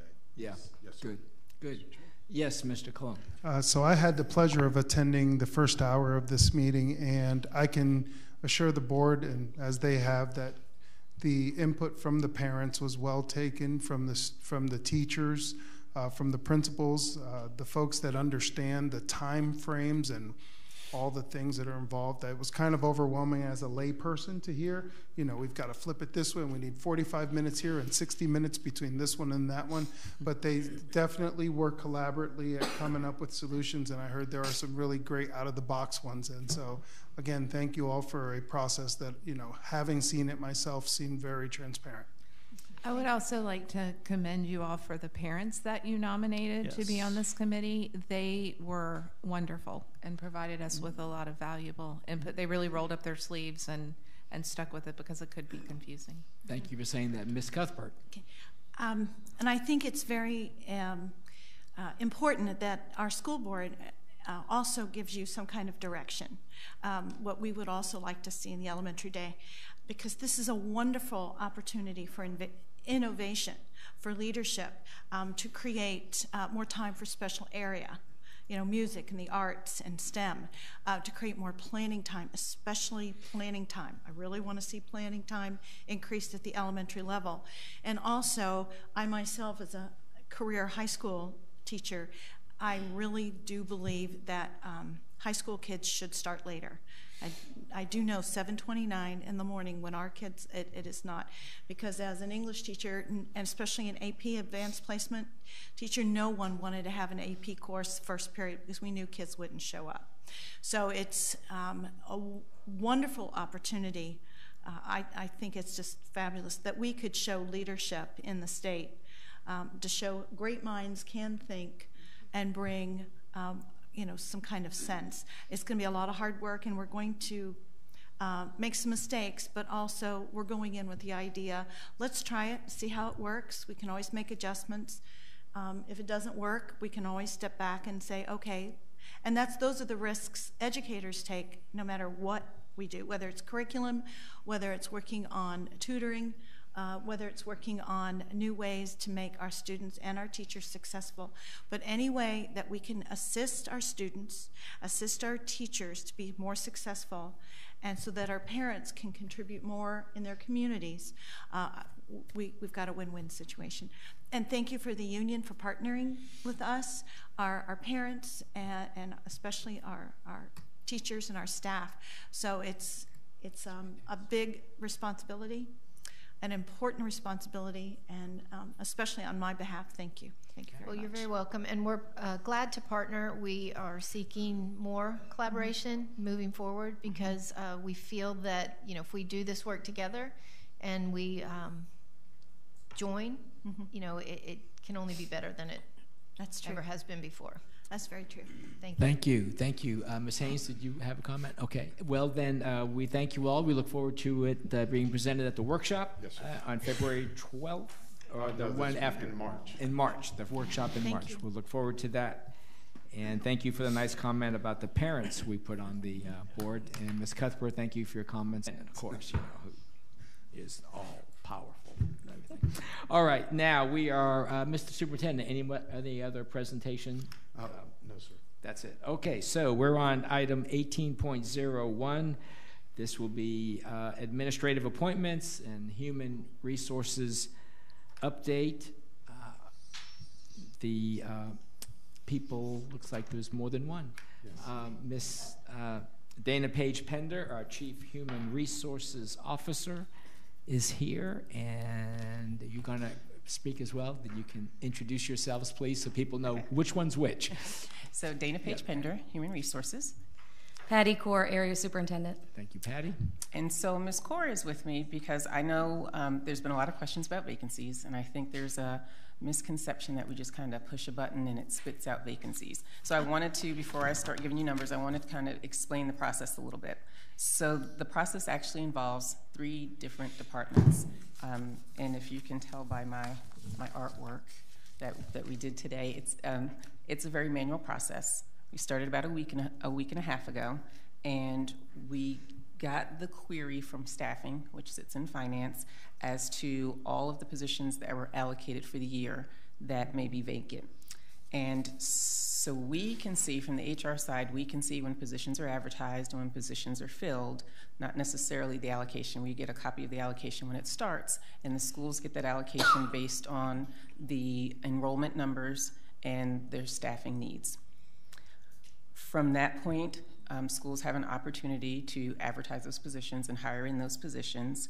And then sometimes we get to a point in the year, or we always get to a point in the year when we're looking at the student numbers, who actually showed up. And that's where we start with the whole class size committee, and that begins in August. Mm-hmm. And that's part of the reason that Ms. Core is here with us, because she actually most recently was a principal, so she's got that perspective, and she also was our person who did class size. So she worked with the schools on the allocations when we had to go through the process this past year. So what happens when we're starting to look at class size is that finance budget is in there, and they're looking to say, okay, here's where we are with the enrollment numbers, here's who showed up, who didn't show up, here's who may lose an allocation. And then I chime in with, okay, I'm looking in the system, and from what I can see, either there's a person in that position, or there's that position is being advertised, or there's someone in the process for that position. And then Ms. Core or whoever is in that role can look into the student side and say, okay, they have 5 first-grade classes formed, or they never filled a class, never created a class for that particular position. So it's a 3-department, so to speak, process to really see where the vacancies are. And there are many times where principals receive an allocation and they don't fill that allocation because they haven't seen the students show up. They don't see the numbers. And so they kind of hang on to it to see if the students show up. Because if they don't, if they go ahead and they fill the position and they don't have enough students, what then happens is there's a displacement process after the school year starts. We have to find another placement for the teacher, potentially in another school, and then the students are also disrupted where they're being reallocated to a different class. So they try to avoid that as much as possible. So, did I leave anything out? Nope, that's good. Yeah, that's okay. Good. So far, based on the process, we looked into it. The total budgeted positions that are unfilled, those were the ones that were allocated in their classroom positions. We looked at the classroom positions, was 149. That doesn't mean that there are 149 classrooms with substitutes. It means that there are 149 positions that were budgeted that are unfilled. Of those positions, and the other thing I want to point out, I started this about a week and a half ago. I finished it Friday evening, and it was obsolete the moment I finished it because it's a constantly changing thing. I remember when I first started in HR, that was one of my projects, and somebody in budget said, "You're just chasing your tail. It's always going to change." So it's already obsolete, but just we had to have a starting point. So since I pulled the report, there were 28 positions that were filled of that 149. There were 49 currently advertised. 12 of those positions were part-time, and they ranged from 1.5 hours to 3.83 hours. Those are really hard to fill positions, pretty hard to fill. So, and the 3.83 are half-time positions that are benefits eligible. The greater majority of that 12 were 3.75, which are not benefits eligible. So those are even harder to fill. You're coming in for half a day and you're not eligible for benefits. 25 of those positions had substitutes that had a temporary certificate but certification issues, whether it was the general knowledge or the subject area test. There was some certification issue. And those are those teachers who probably did a great job last year, maybe even moved students, but due to some testing issue, could not return as a full-fledged classroom teacher this year.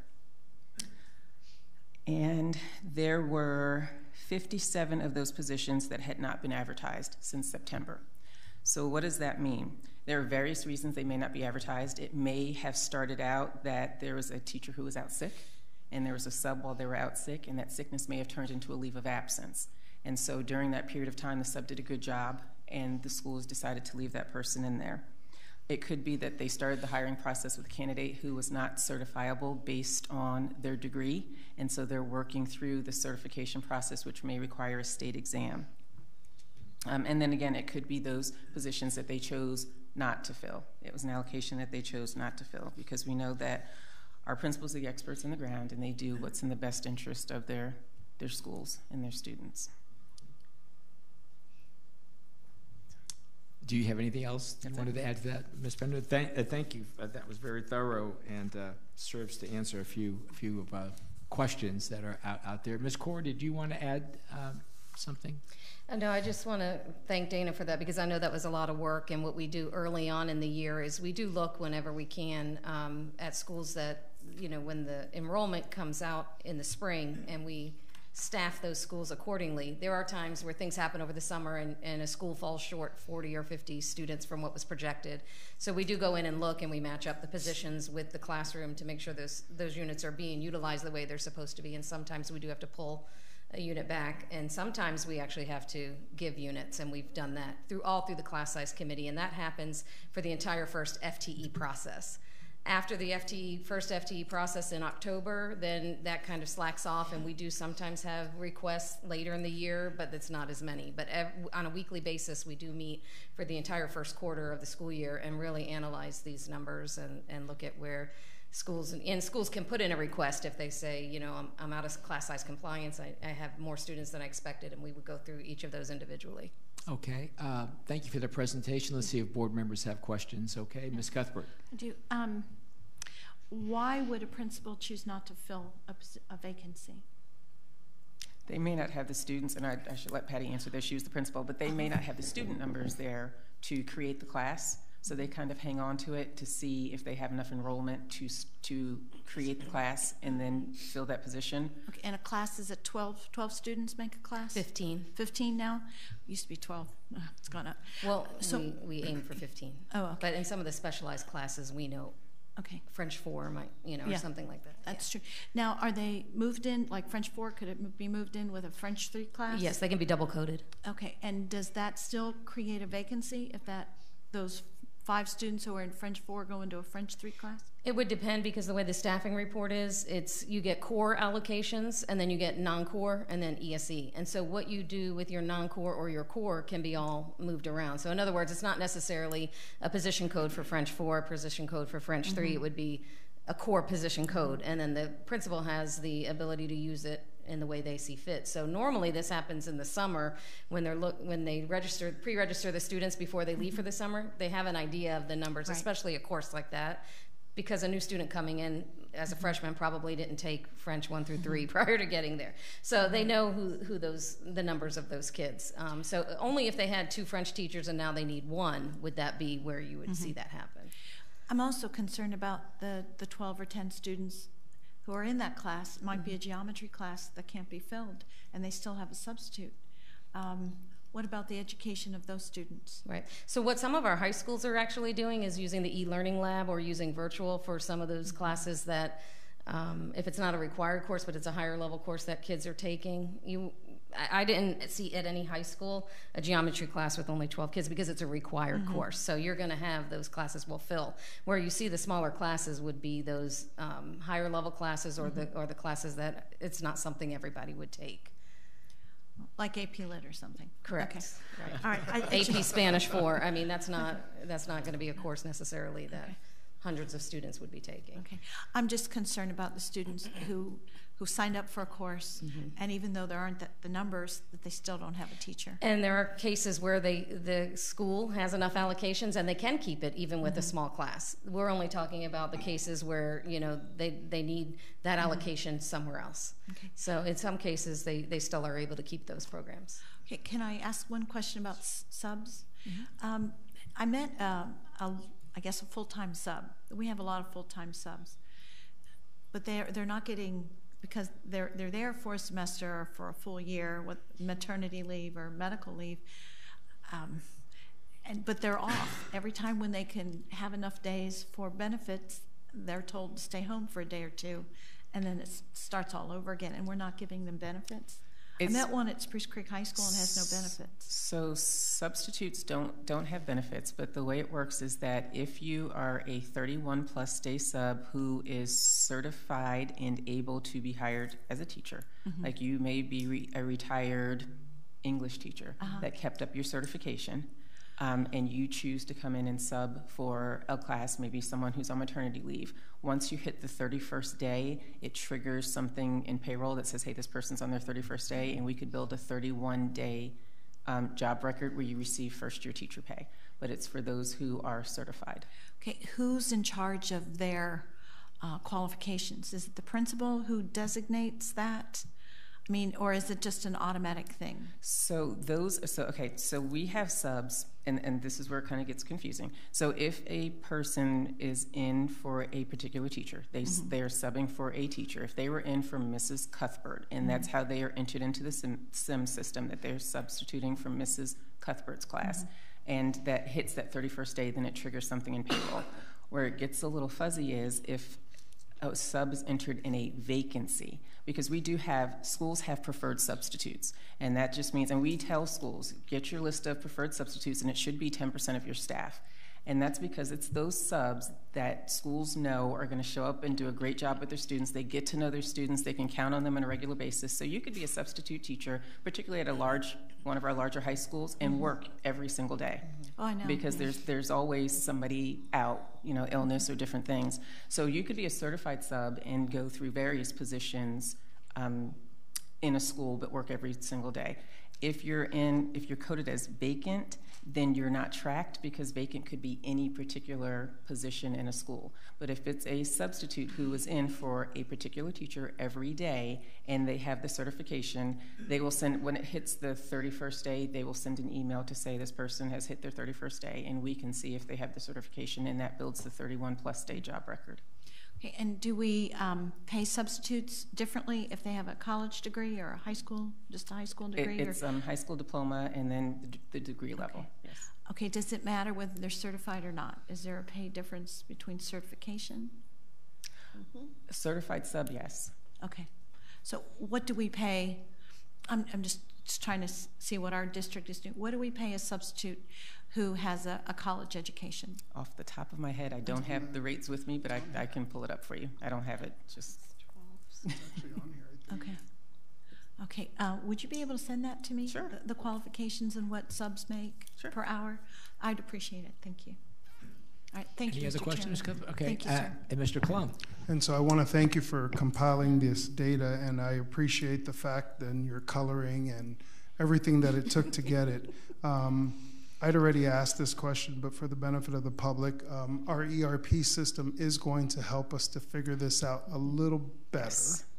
Yes. Right, and so that's number one. Number two, about our subs. And so if we have, and so is that a district policy? And I don't know the answer to this question as far as our subs go, because I think that this day and age, our substitutes are playing a role that they didn't play before. And so they're essential to our operation right now.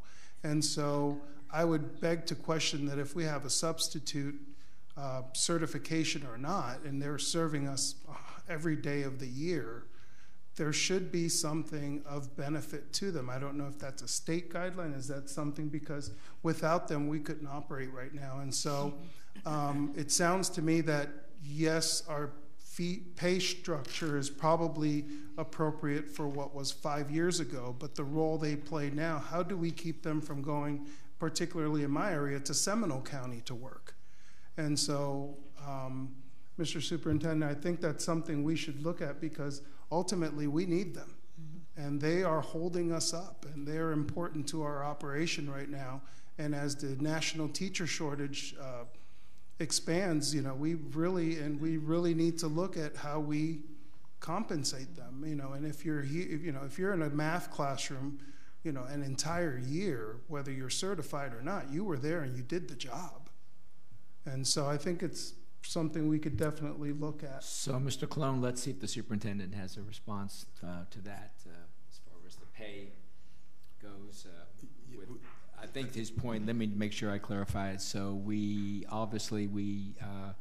put the substitute on a first-year teacher salary when they're in 31 days in the same classroom, and the substitute is certified in the area in which he or she just certified. They don't have to be certified in a particular area. And they get that first-year teacher pay at day 31. But yes. If I'm at a school and I teach 31 days in 7 different classrooms, I still get that substitute daily rate of pay. And so I believe your point was, is there something between that way of paying them and another way so that we can reward those subs that principals count on, as you said, Miss Appender, that the ones that the principal knows that they'll be there, they do a good job wherever the principal assigns them. That's a good point. I'll let you respond. Ms. Pender, how many of our subs, and we have how many, about 1,000? Or 1,200. We have about 1,200, and I'm told that the class that we have coming up is already full. So. And how many have our teacher certification? It's a little over 200. Oh gosh, I just gave that number. It was right around 235 or something. We're looking at it from 2 different perspectives. So what if there is a sub that what we call the preferred sub? I had him at Deltona Middle and Pine Ridge High School. I just told them, just come in because I know I can use you. And if one of those preferred subs just has a high school diploma, but yet does a good job for us, that's where we're going to have to differentiate if they work continuously for 31 days. So that's something that we can look at. Yeah. May I add something to what Mr. Colon brought up? Yes. And as a teacher who had to help substitutes and as a department chair, when a teacher is out for a lengthy period of time, for whatever reason, there's a lot of paperwork that's created for keeping students busy. And typically, substitutes just go in, they fulfill the lesson plan, and then they leave. And then it's other teachers who have to work extra hard to keep up the paperwork. Is there a way, too, that we can reward a little extra for our substitutes to take care of that paperwork so that it's not burdening our regular teachers in that department? When you say paperwork, what do you mean? Homework, classwork, essays that are written. And so Grading. by law, Yeah. that has to be the teacher of record. Or a teacher of record. So that shouldn't be a substitute teacher. Okay. Grading papers. Is there a way that we can create, for example, when I had a student intern, I did a lot of when I was out of the classroom, I took care of, substitute classwork. I graded classwork from other classes. So it wouldn't burden the other departments.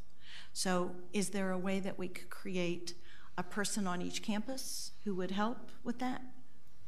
It's just that when you have a small school and you have a second grade teacher out with maternity leave and is gone for 2 months, for example, those other second grade teachers who are so very overworked have to continually also split up the work that one teacher has to do.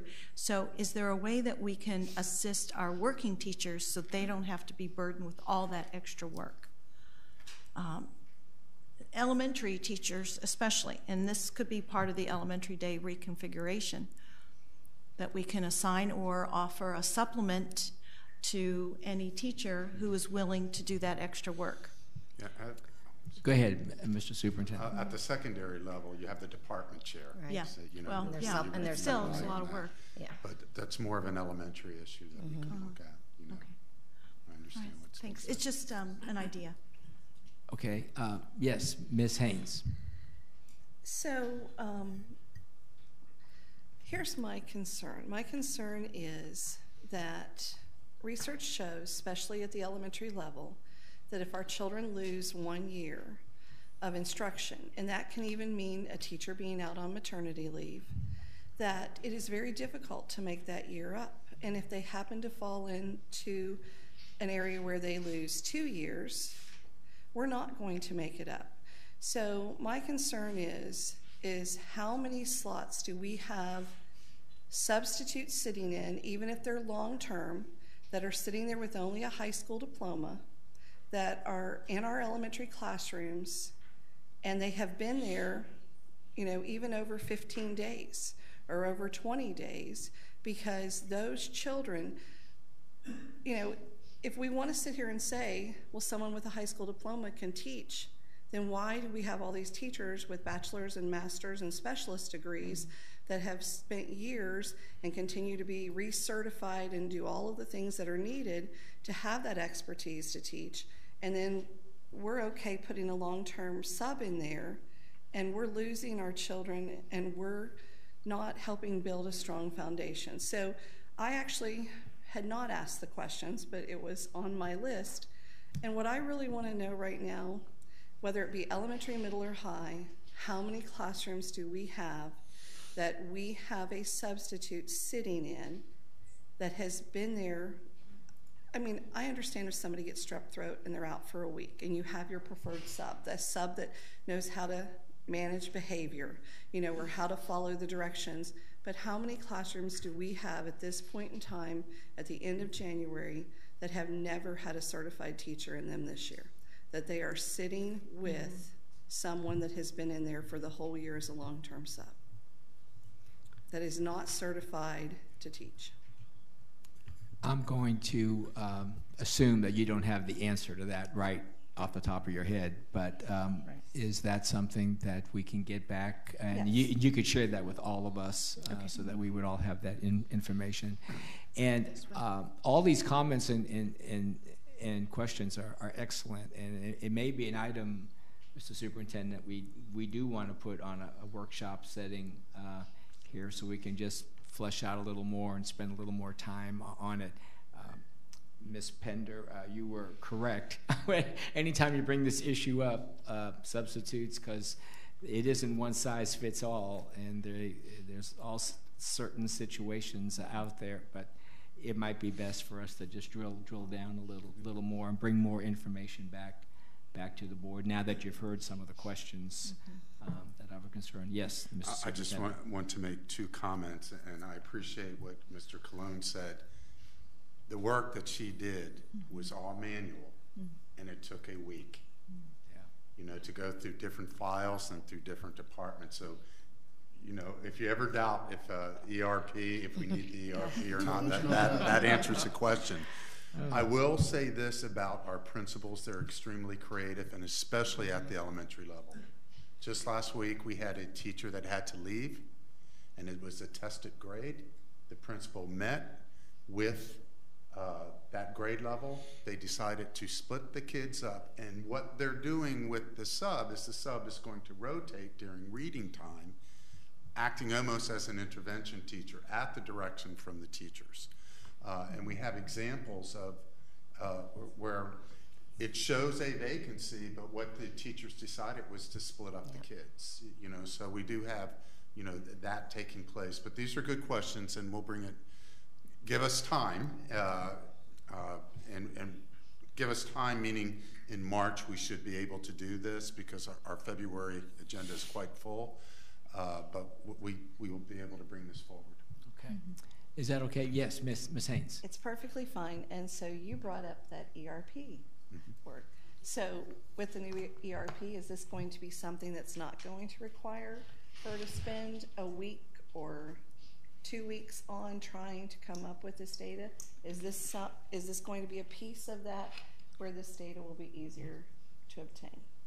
Even more importantly, the ERP will talk to the SIS, which is the student side. Yes. So it's not two different. Right now, I can't see the student side of the house. So I'm very excited because it will talk. They will talk to each other in a number of different things, and I think you've heard Mr. Russell talk about it. We'll know who's out of field, what classes. A lot of the manual processes will go away. So that's wonderful. Create queries quickly. Yeah. Well, that sounds great. Ms. Pender, thank you very much. Ms. Kaur, way to go. Thank you. Thank you very much. We do appreciate it. All right, moving on to item 19.0.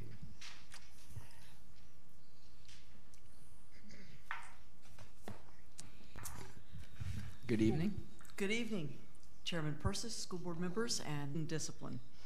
For the first request, a recommendation is made that the superintendent request the board extend the suspension on students Alpha ID 1RZQF, 1TGSE, 1PQGT, 1TWFF, 1PTOX, 1QVID, 1QFQI, 1QZRX, 1XOZC, 1QTOZ, 1TUBW, 1QFIE, 1TUFL, 1QLBH, 1SYIQ, 1XBOY, 1TWYG, and 1RTNB from school attendance through February 12th, 2019 for the purpose of further study and evaluation.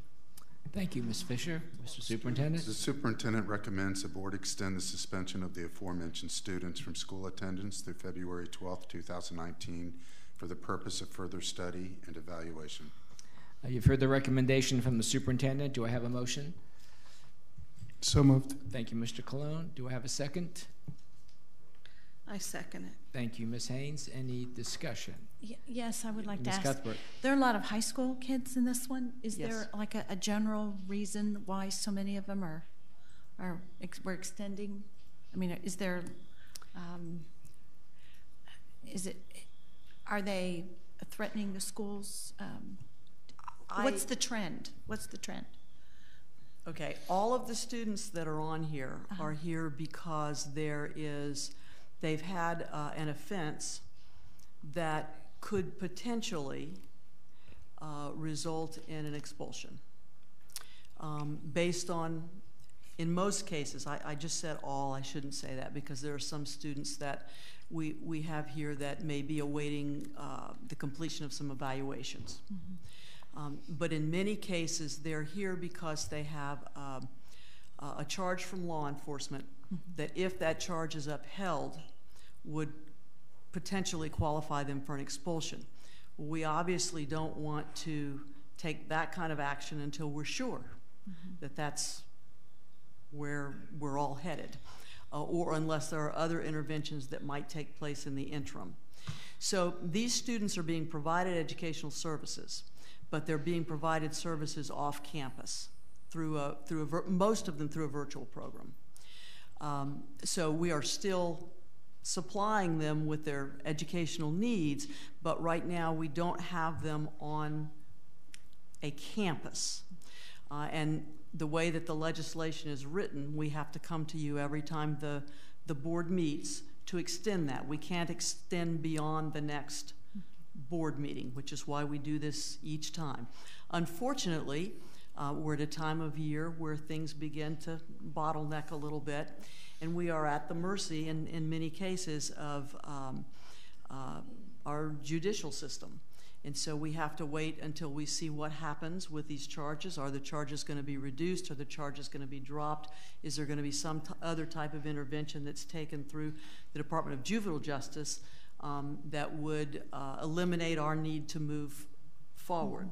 Or are there other resolutions that are taking place that would allow us at some point, we hope sooner rather than later, to allow these students to return to campus as long as we're sure that's appropriate and safe. Thank you, Ms. Fisher. Any other questions from the board? You've heard the recommendation. And I think we had a motion. And Aye. All those opposed, and the motion passes unanimously. And Ms. Fisher, you're still with us for discipline. I have another request. Transportation? Yes, sir. For this request, a recommendation is made that the superintendent request the board extend the suspension on students Alpha ID 1PMRX, 1VZYH, and 1NJXD from school-sponsored transportation through February 12, 2019 for the purpose of further study and evaluation. Thank you, Ms. Fisher. Mr. Superintendent? The superintendent recommends the board extend the suspension of the aforementioned students from school-sponsored transportation through February 12, 2019 for the purpose of further study and evaluation. Thank you. Board members, you've heard the recommendation from the superintendent. Do I have a motion? Okay. Mr. Superintendent, we approve or we accept the recommendation to waylay these students regarding transportation. Thank you. Ms. Cuthbert, do I have a second? Second. And Mr. Cologne seconded the motion. Any discussion on this motion? Seeing none, all those in favor signify by saying aye. Aye. Those opposed, and the motion passes unanimously. Thank you, Ms. Fisher. Thank you. We appreciate that. And our next item is item 20.01. This is acceptance of internal accounts, audited financial statement, and we have looks like 3 people approaching.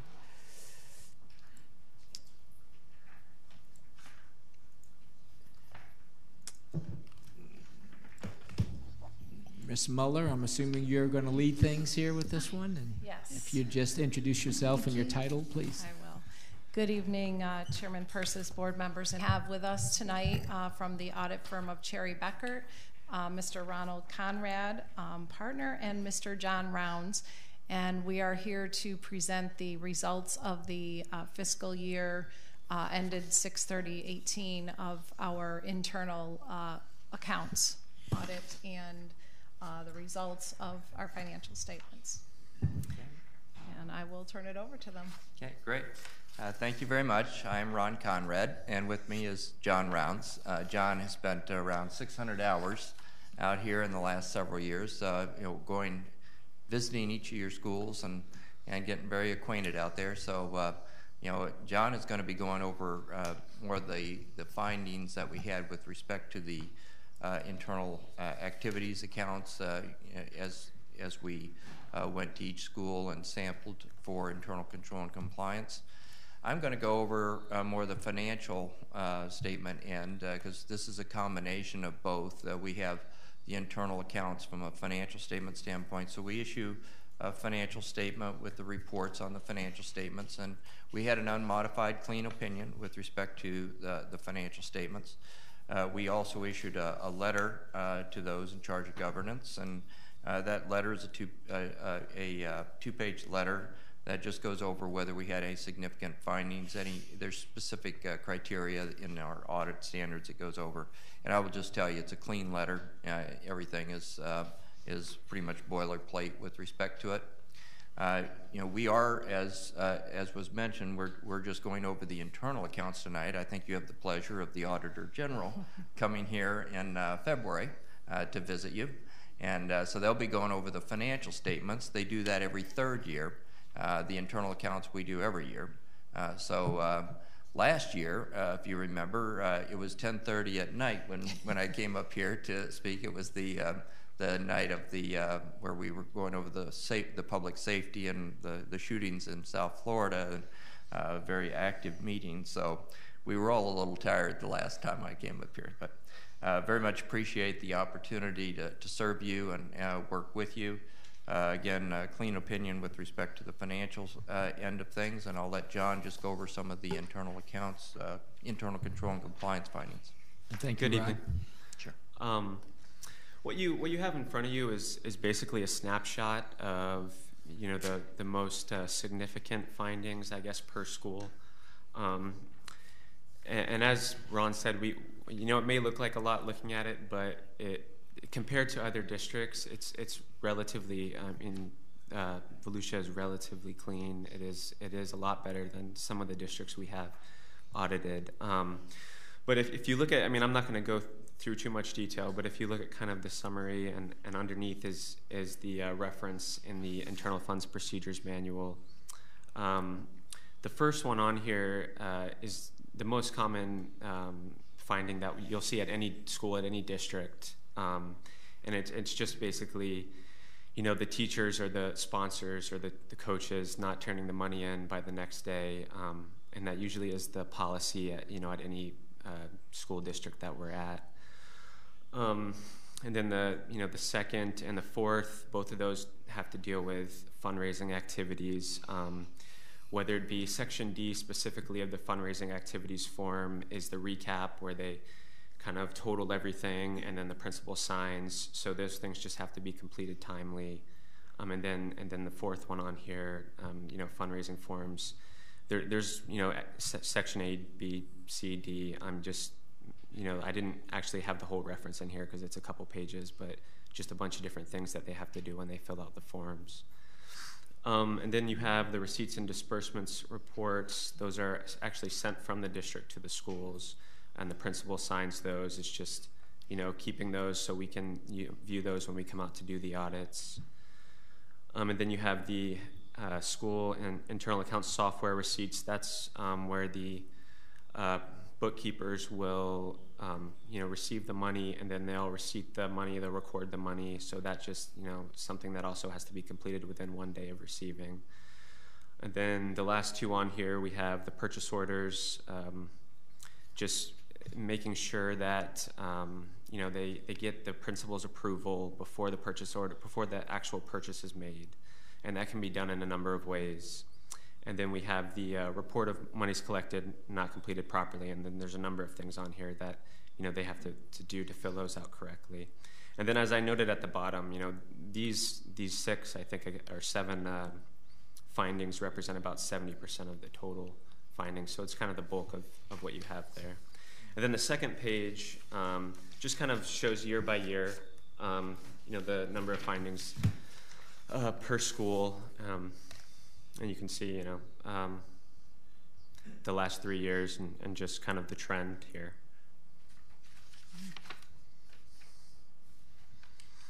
You'll note that in those pie charts, there's at the very bottom, there's it'll show, that, for example, on the green that's where there are no findings. Schools. That's the percentage of schools that had no findings. If it was green, and you kind of go over each one, then there's blue, and those had one finding, et cetera. And that's how that's working. And it just as a caveat too, we do a sample. We're not looking at all of their transactions, so it could be from one year to the next that some got lucky, some didn't get so lucky. As you go into the samples. So so you kind of look at the overall trend. But again, when we compare Volusia to other school districts, you fare well. And so I just want to say that. And I think this is always something. It's very particular. You're looking at state regulations. You're looking at your own policies, and we factor in both of those things. We always are looking each year at how can we try to reduce these things, what can be done, and I know the district focuses on that heavily too, in trying to train new people or the bookkeepers, and sometimes you do get turnover and there's new people in there and you have to deal with that, and so there may be some that get skewed a little bit because of that, but try to focus on getting as much as we can the training to those bookkeepers, and I know the district works on that heavily, and also just with the principals and trying to make sure that they're doing the review and oversight that they're charged to do.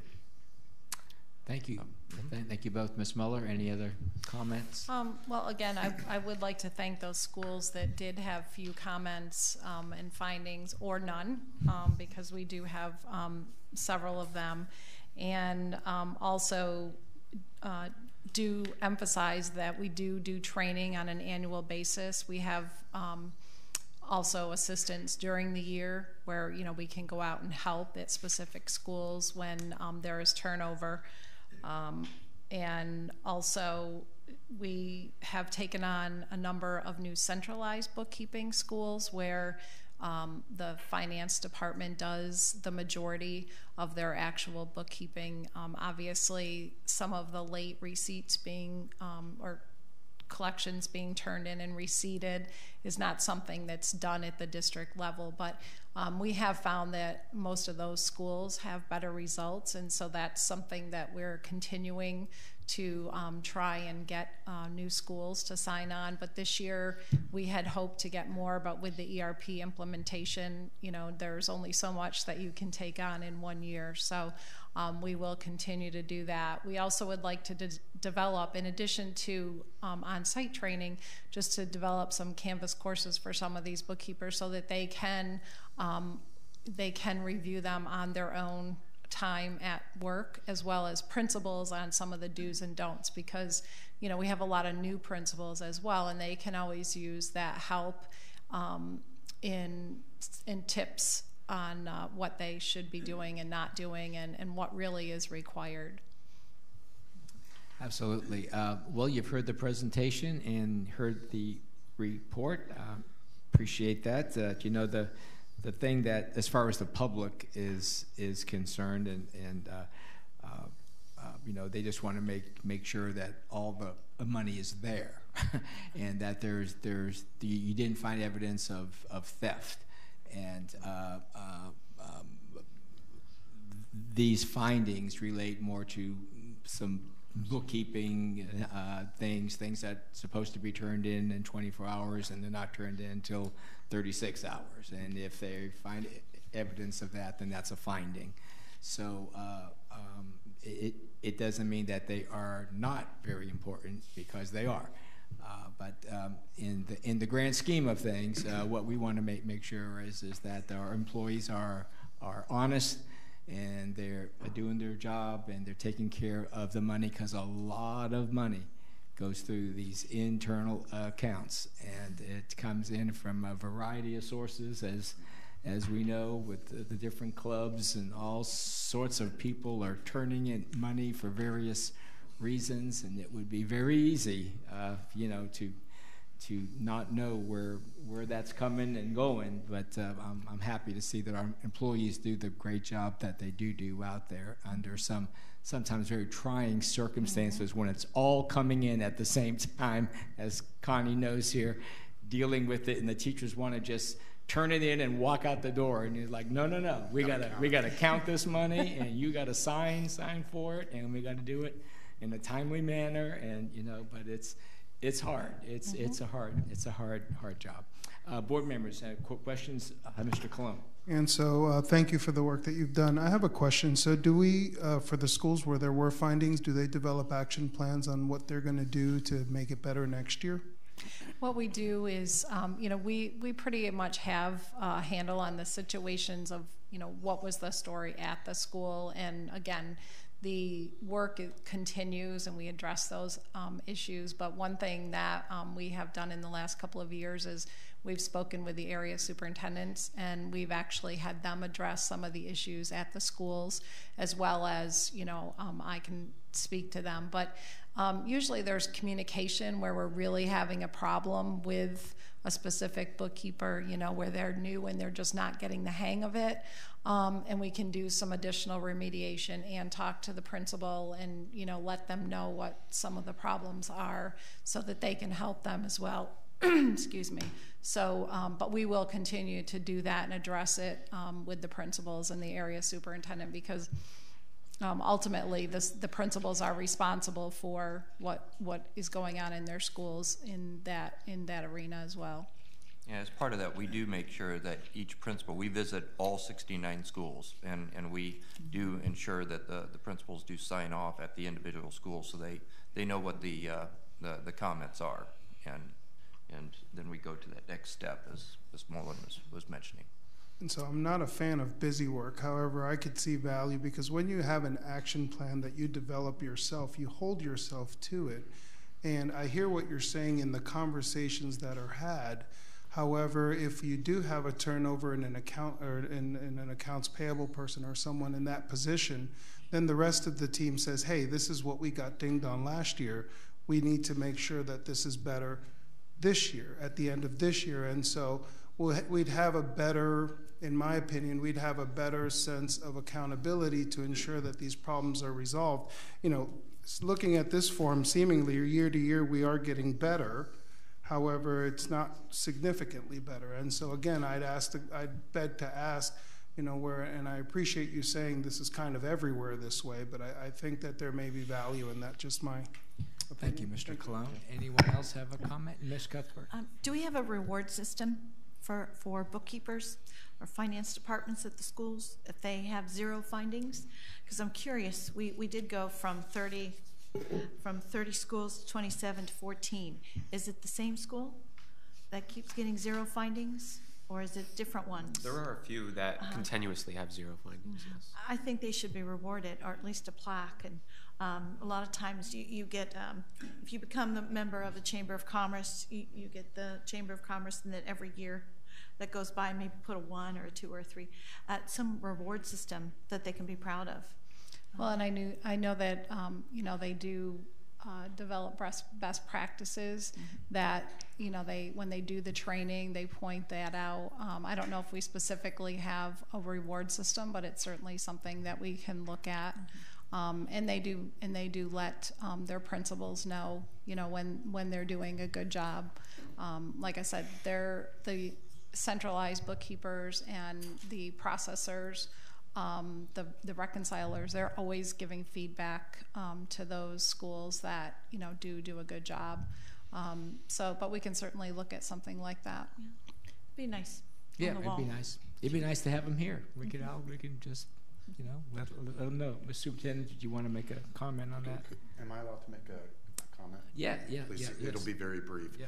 One of the things that we are investing in moving forward, and you probably remember before the recession, there was a district traveling bookkeeper that if you had a new bookkeeper, you probably remember this, that person would go and work side by side with that bookkeeper all year long, throughout the entire year. We are investing in that for next school year, where there will be a person to do that. And also we are working with our schools to have more centralized bookkeeping. Also, and what's happened over the last 2 years is we've had retirement of longtime bookkeepers, or bookkeepers moving into principal secretary positions, so we have new people there. We've also saw that especially this year with registrars. So for the first time ever, we're going to have a traveling registrar. So if these clerks are having issues scheduling or with bookkeeping, we will have district staff travel to them and work side by side. So that will be an investment for next year. Sounds like it will be money well spent. Yes, and those positions will be helping as well when we start up with the ERP. So they'll not only be going out to travel, but they'll be a resource as well as part of the district support for training and ongoing support for those people to have submit their questions and have help walking through those programs. Thank you. Thank you all again. Rod, John, until the next time. We'll see. Did you make Thank the you very recommendation, Mr. Russell? Okay. The superintendent recommends acknowledgement of the submission of the Volusia County Schools Internal Funds audited financial statements for fiscal year ending June 30th, 2018. Thank you, and you've heard the recommendation to accept the report. I believe that's what we're doing right now.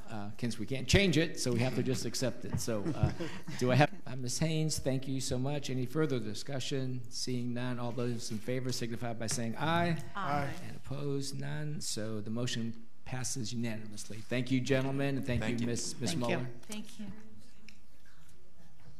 Sure. They just, if you'd give a copy of that to Ms. Spire there, our agency clerk. We appreciate that.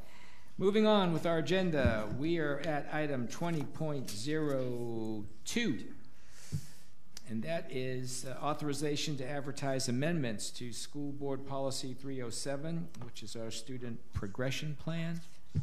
And Dr. Hall, are you going to be? It's just a board action, so I wasn't going to present anything. It's just an advertisement. I'm not asking you to advertise. I'm not asking you to present either. So, but thank you for that. And so we're just needing permission to advertise. I have a question on there, and I don't know if you can help me, Dr. Hall. In one of them, it talked about graduation and students that are either part-time or full-time online students. Does that? So it's speaking specifically to our homeschool students that are registered as homeschool students. They would not be able to participate in our graduation ceremonies, but any student that is a student of ours that is registered with Volusia County Schools, and they could be taking some online courses as well as some of our face-to-face brick and mortar, they would be eligible to walk. Okay. What we've had in the past is students coming back wanting to do from homeschool and then wanting to participate in the graduation ceremonies, and we have not permitted that. Okay. Have to be a Volusia County enrolled student. Correct. Correct. Okay, thank you. Any other questions for Dr. Hall while she's sitting here? She didn't want to be sitting here, but that's okay. That's okay. That's okay. Do we have a motion to accept this report? I make a motion that we accept this report. Thank you, Ms. Cuthbert. And a second? He has a recommendation. I thought you did. No. You did? I Well, did I'm not. sorry. Not on this one. Oh, okay. Sorry. The superintendent recommends authorization to advertise the proposed amendments to the School Board Policy 307 titled School Progression Plan. Thank you, Mr. Superintendent. Thank you. Forgive me for not acknowledging you first. And Ms. Cuthbert? I make a motion that we Signify by saying aye. Aye. Opposed? None. So the motion passes unanimously. And we are now at the getting near the end of our meeting. Item 21.01. There was we did not remove except that item 12.05. And that is going to be brought back up at a later board meeting. Okay. And items from the board. This is item 22.01. Anybody want to speak? Ms. Cuthbert. I would like to discuss our ABM contract. I would like to have a copy of that if I could. Well, I'm sorry. Our custodial contract. I would like to have a copy of that if possible to see what standards are, the current, how many years they have left. If we can make any alterations or suggestions. I had a really good conversation with a young lady who suggested something very unique to see maybe if it could be inserted into their contract, or if Mr. Aiken would think it's a good idea. Instead of teachers going from their classrooms to go to a certain area, whether it's in the office or media center, to write their concerns in a book, wouldn't it be nice if there was an app for that? So teachers, from the comfort of their classroom or at home, or if they happen to think of something on the way, they could put it in their own phone and send the app, and it could go to a special report, and then the custodians could log on the next morning on their computers or wherever their staff room is, and then find that information instead of having to travel to that special room and look in the book. It might be a little more tech savvy. I don't know if ABM can do that, but I also would like to see their contract. Also, I think in the future we need to look at a new policy for cell phones. The use of cell phones on campuses. They're disturbing our students, and it's our parents are calling into students, not thinking of them being in classes, disrupting the continuity of the lesson, and then also students saying, well, just a minute, Miss or Mr., I have to take this call from my father. So the students are becoming more emboldened and thinking it's their right to accept a phone call or a text message from elsewhere. And then also, I think we could look at dress code a little differently, address something a little different. So those are, as we start looking, January, February is always the time to start looking forward to the next year. Oh, yeah. Students are registering for next year, new classes. So it's a new way, to just, to start the thinking. And that's what I've been thinking about. Mm-hmm. Well said. Thank you. So did you get some, I think, go ahead. You and I have yeah, talked we're very much on the same page. What's on the docket for March? And I don't know if we can get just these two topics done in 3 hours, but we'll have the elementary day, and we will also, in that conversation, discuss a different start time for high schools. And we will also address the dress code. So those are two very big topics in March, and they're slated to go on the workshops. Yeah, and what we wanted to do was for the board to hear all this, and because we need it for our two new board members to weigh in on this as well, and we wanted to get the word out if any changes are going to be made before spring break. So that's what we're aiming for, to get it all knocked out. Mr. Colon, did you have your hand up? I did. I thought you did. Okay. And so I'll piggyback off the ABM conversation. I had the privilege of doing inspections at 6 o'clock in the morning at 3 schools, and I've expressed my concerns to Mr. Russell and Mr. Aiken, and I know it's something that they're looking into, and I think, like you said, we really need to look at this because we have lots of opportunities. That's very well spoken. Lots of opportunities. Yes, lots of opportunities.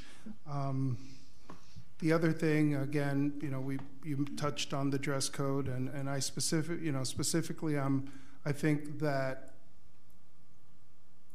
the folks who can, and I'll speak particularly, and this is for the benefit of the board, my conversations I've had with Mr. Russell, specifically at the high school level, the fact that the dress code is not enforceable when a principal says I spend half my time dealing with the dress code, and when the fallouts were far and few between back when.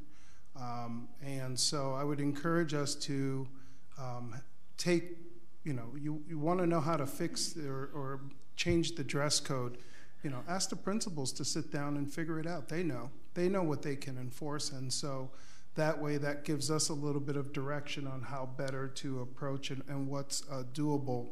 Because I'm not a teacher, I've never been a teacher, and I'm not a principal, and so I'm really big on asking the people who are affected by it for the solutions, because they're the ones that know. And that's it. Thank you, Mr. Cologne. Ms. Haynes, do you have anything to say to that? What's interesting is those 3 topics were on my list. Oh my. But I'd like to add something about the cell phone piece. I've had several parents and even community members reach out to me about the cell phones, and it's more even than just taking a phone call from a parent in the middle of a class, which, I don't think a parent needs to just be calling to check in with Susie in the middle of the class, but it's also that cell phones are being used as a form of bullying. And that part is heartbreaking to me. I actually on Saturday attended a short walk to bring recognition to a young lady that was in Volusia County during her elementary career and then moved on to Flagler. And a week and a half ago, she committed suicide. And she is still a student, but she was a student now in Flagler. And it's not like it was when we were growing up, all right? But I don't want to be a part of students choosing a device during the school day that then is in turn causing anxiety, anxiousness, and stress for other students to the point that they don't want to come to school to learn. School is no longer a safe place for them, or that they move forward and make the choice to end their life. And so I would appreciate us talking about that and talking about what works during a school day as far as technology and what we should not look at. Mr. Superintendent, did you add that to your list? I did, yes. A very good point. So sad to hear about that. Anything else, Mr. Superintendent? Any other comments for this evening? Yeah, just briefly, I would like to thank Mr. and Mrs. Hosini. They donated $100,000, and I know Cassidy was there and saw this, to Champion, and it's going to be funneled through Food Brings Hope for tutoring and a Saturday academic camps. And then last week you were there at VASA, and we saw our elementary assistant principal of the year, Melanie Roll, receive that honor. And then the secondary assistant principal of the year, Michael McAuliffe at Deltona High School. I agree with the science fair.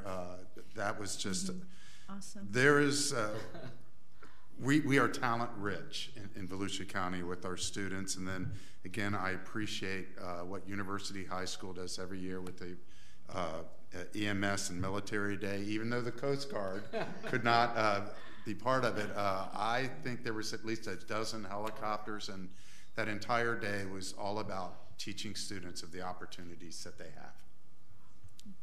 Can I add one more thing? Ms. Cuthbert. I want to thank the News Journal for putting forth the teacher recognitions on the front page.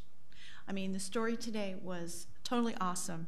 So a lot of times it's just put back on the local section, but when you have it on the front and in color, so I know that's a little more expensive, so thank you very much for highlighting our local area teachers who do such an awesome job. Thank you.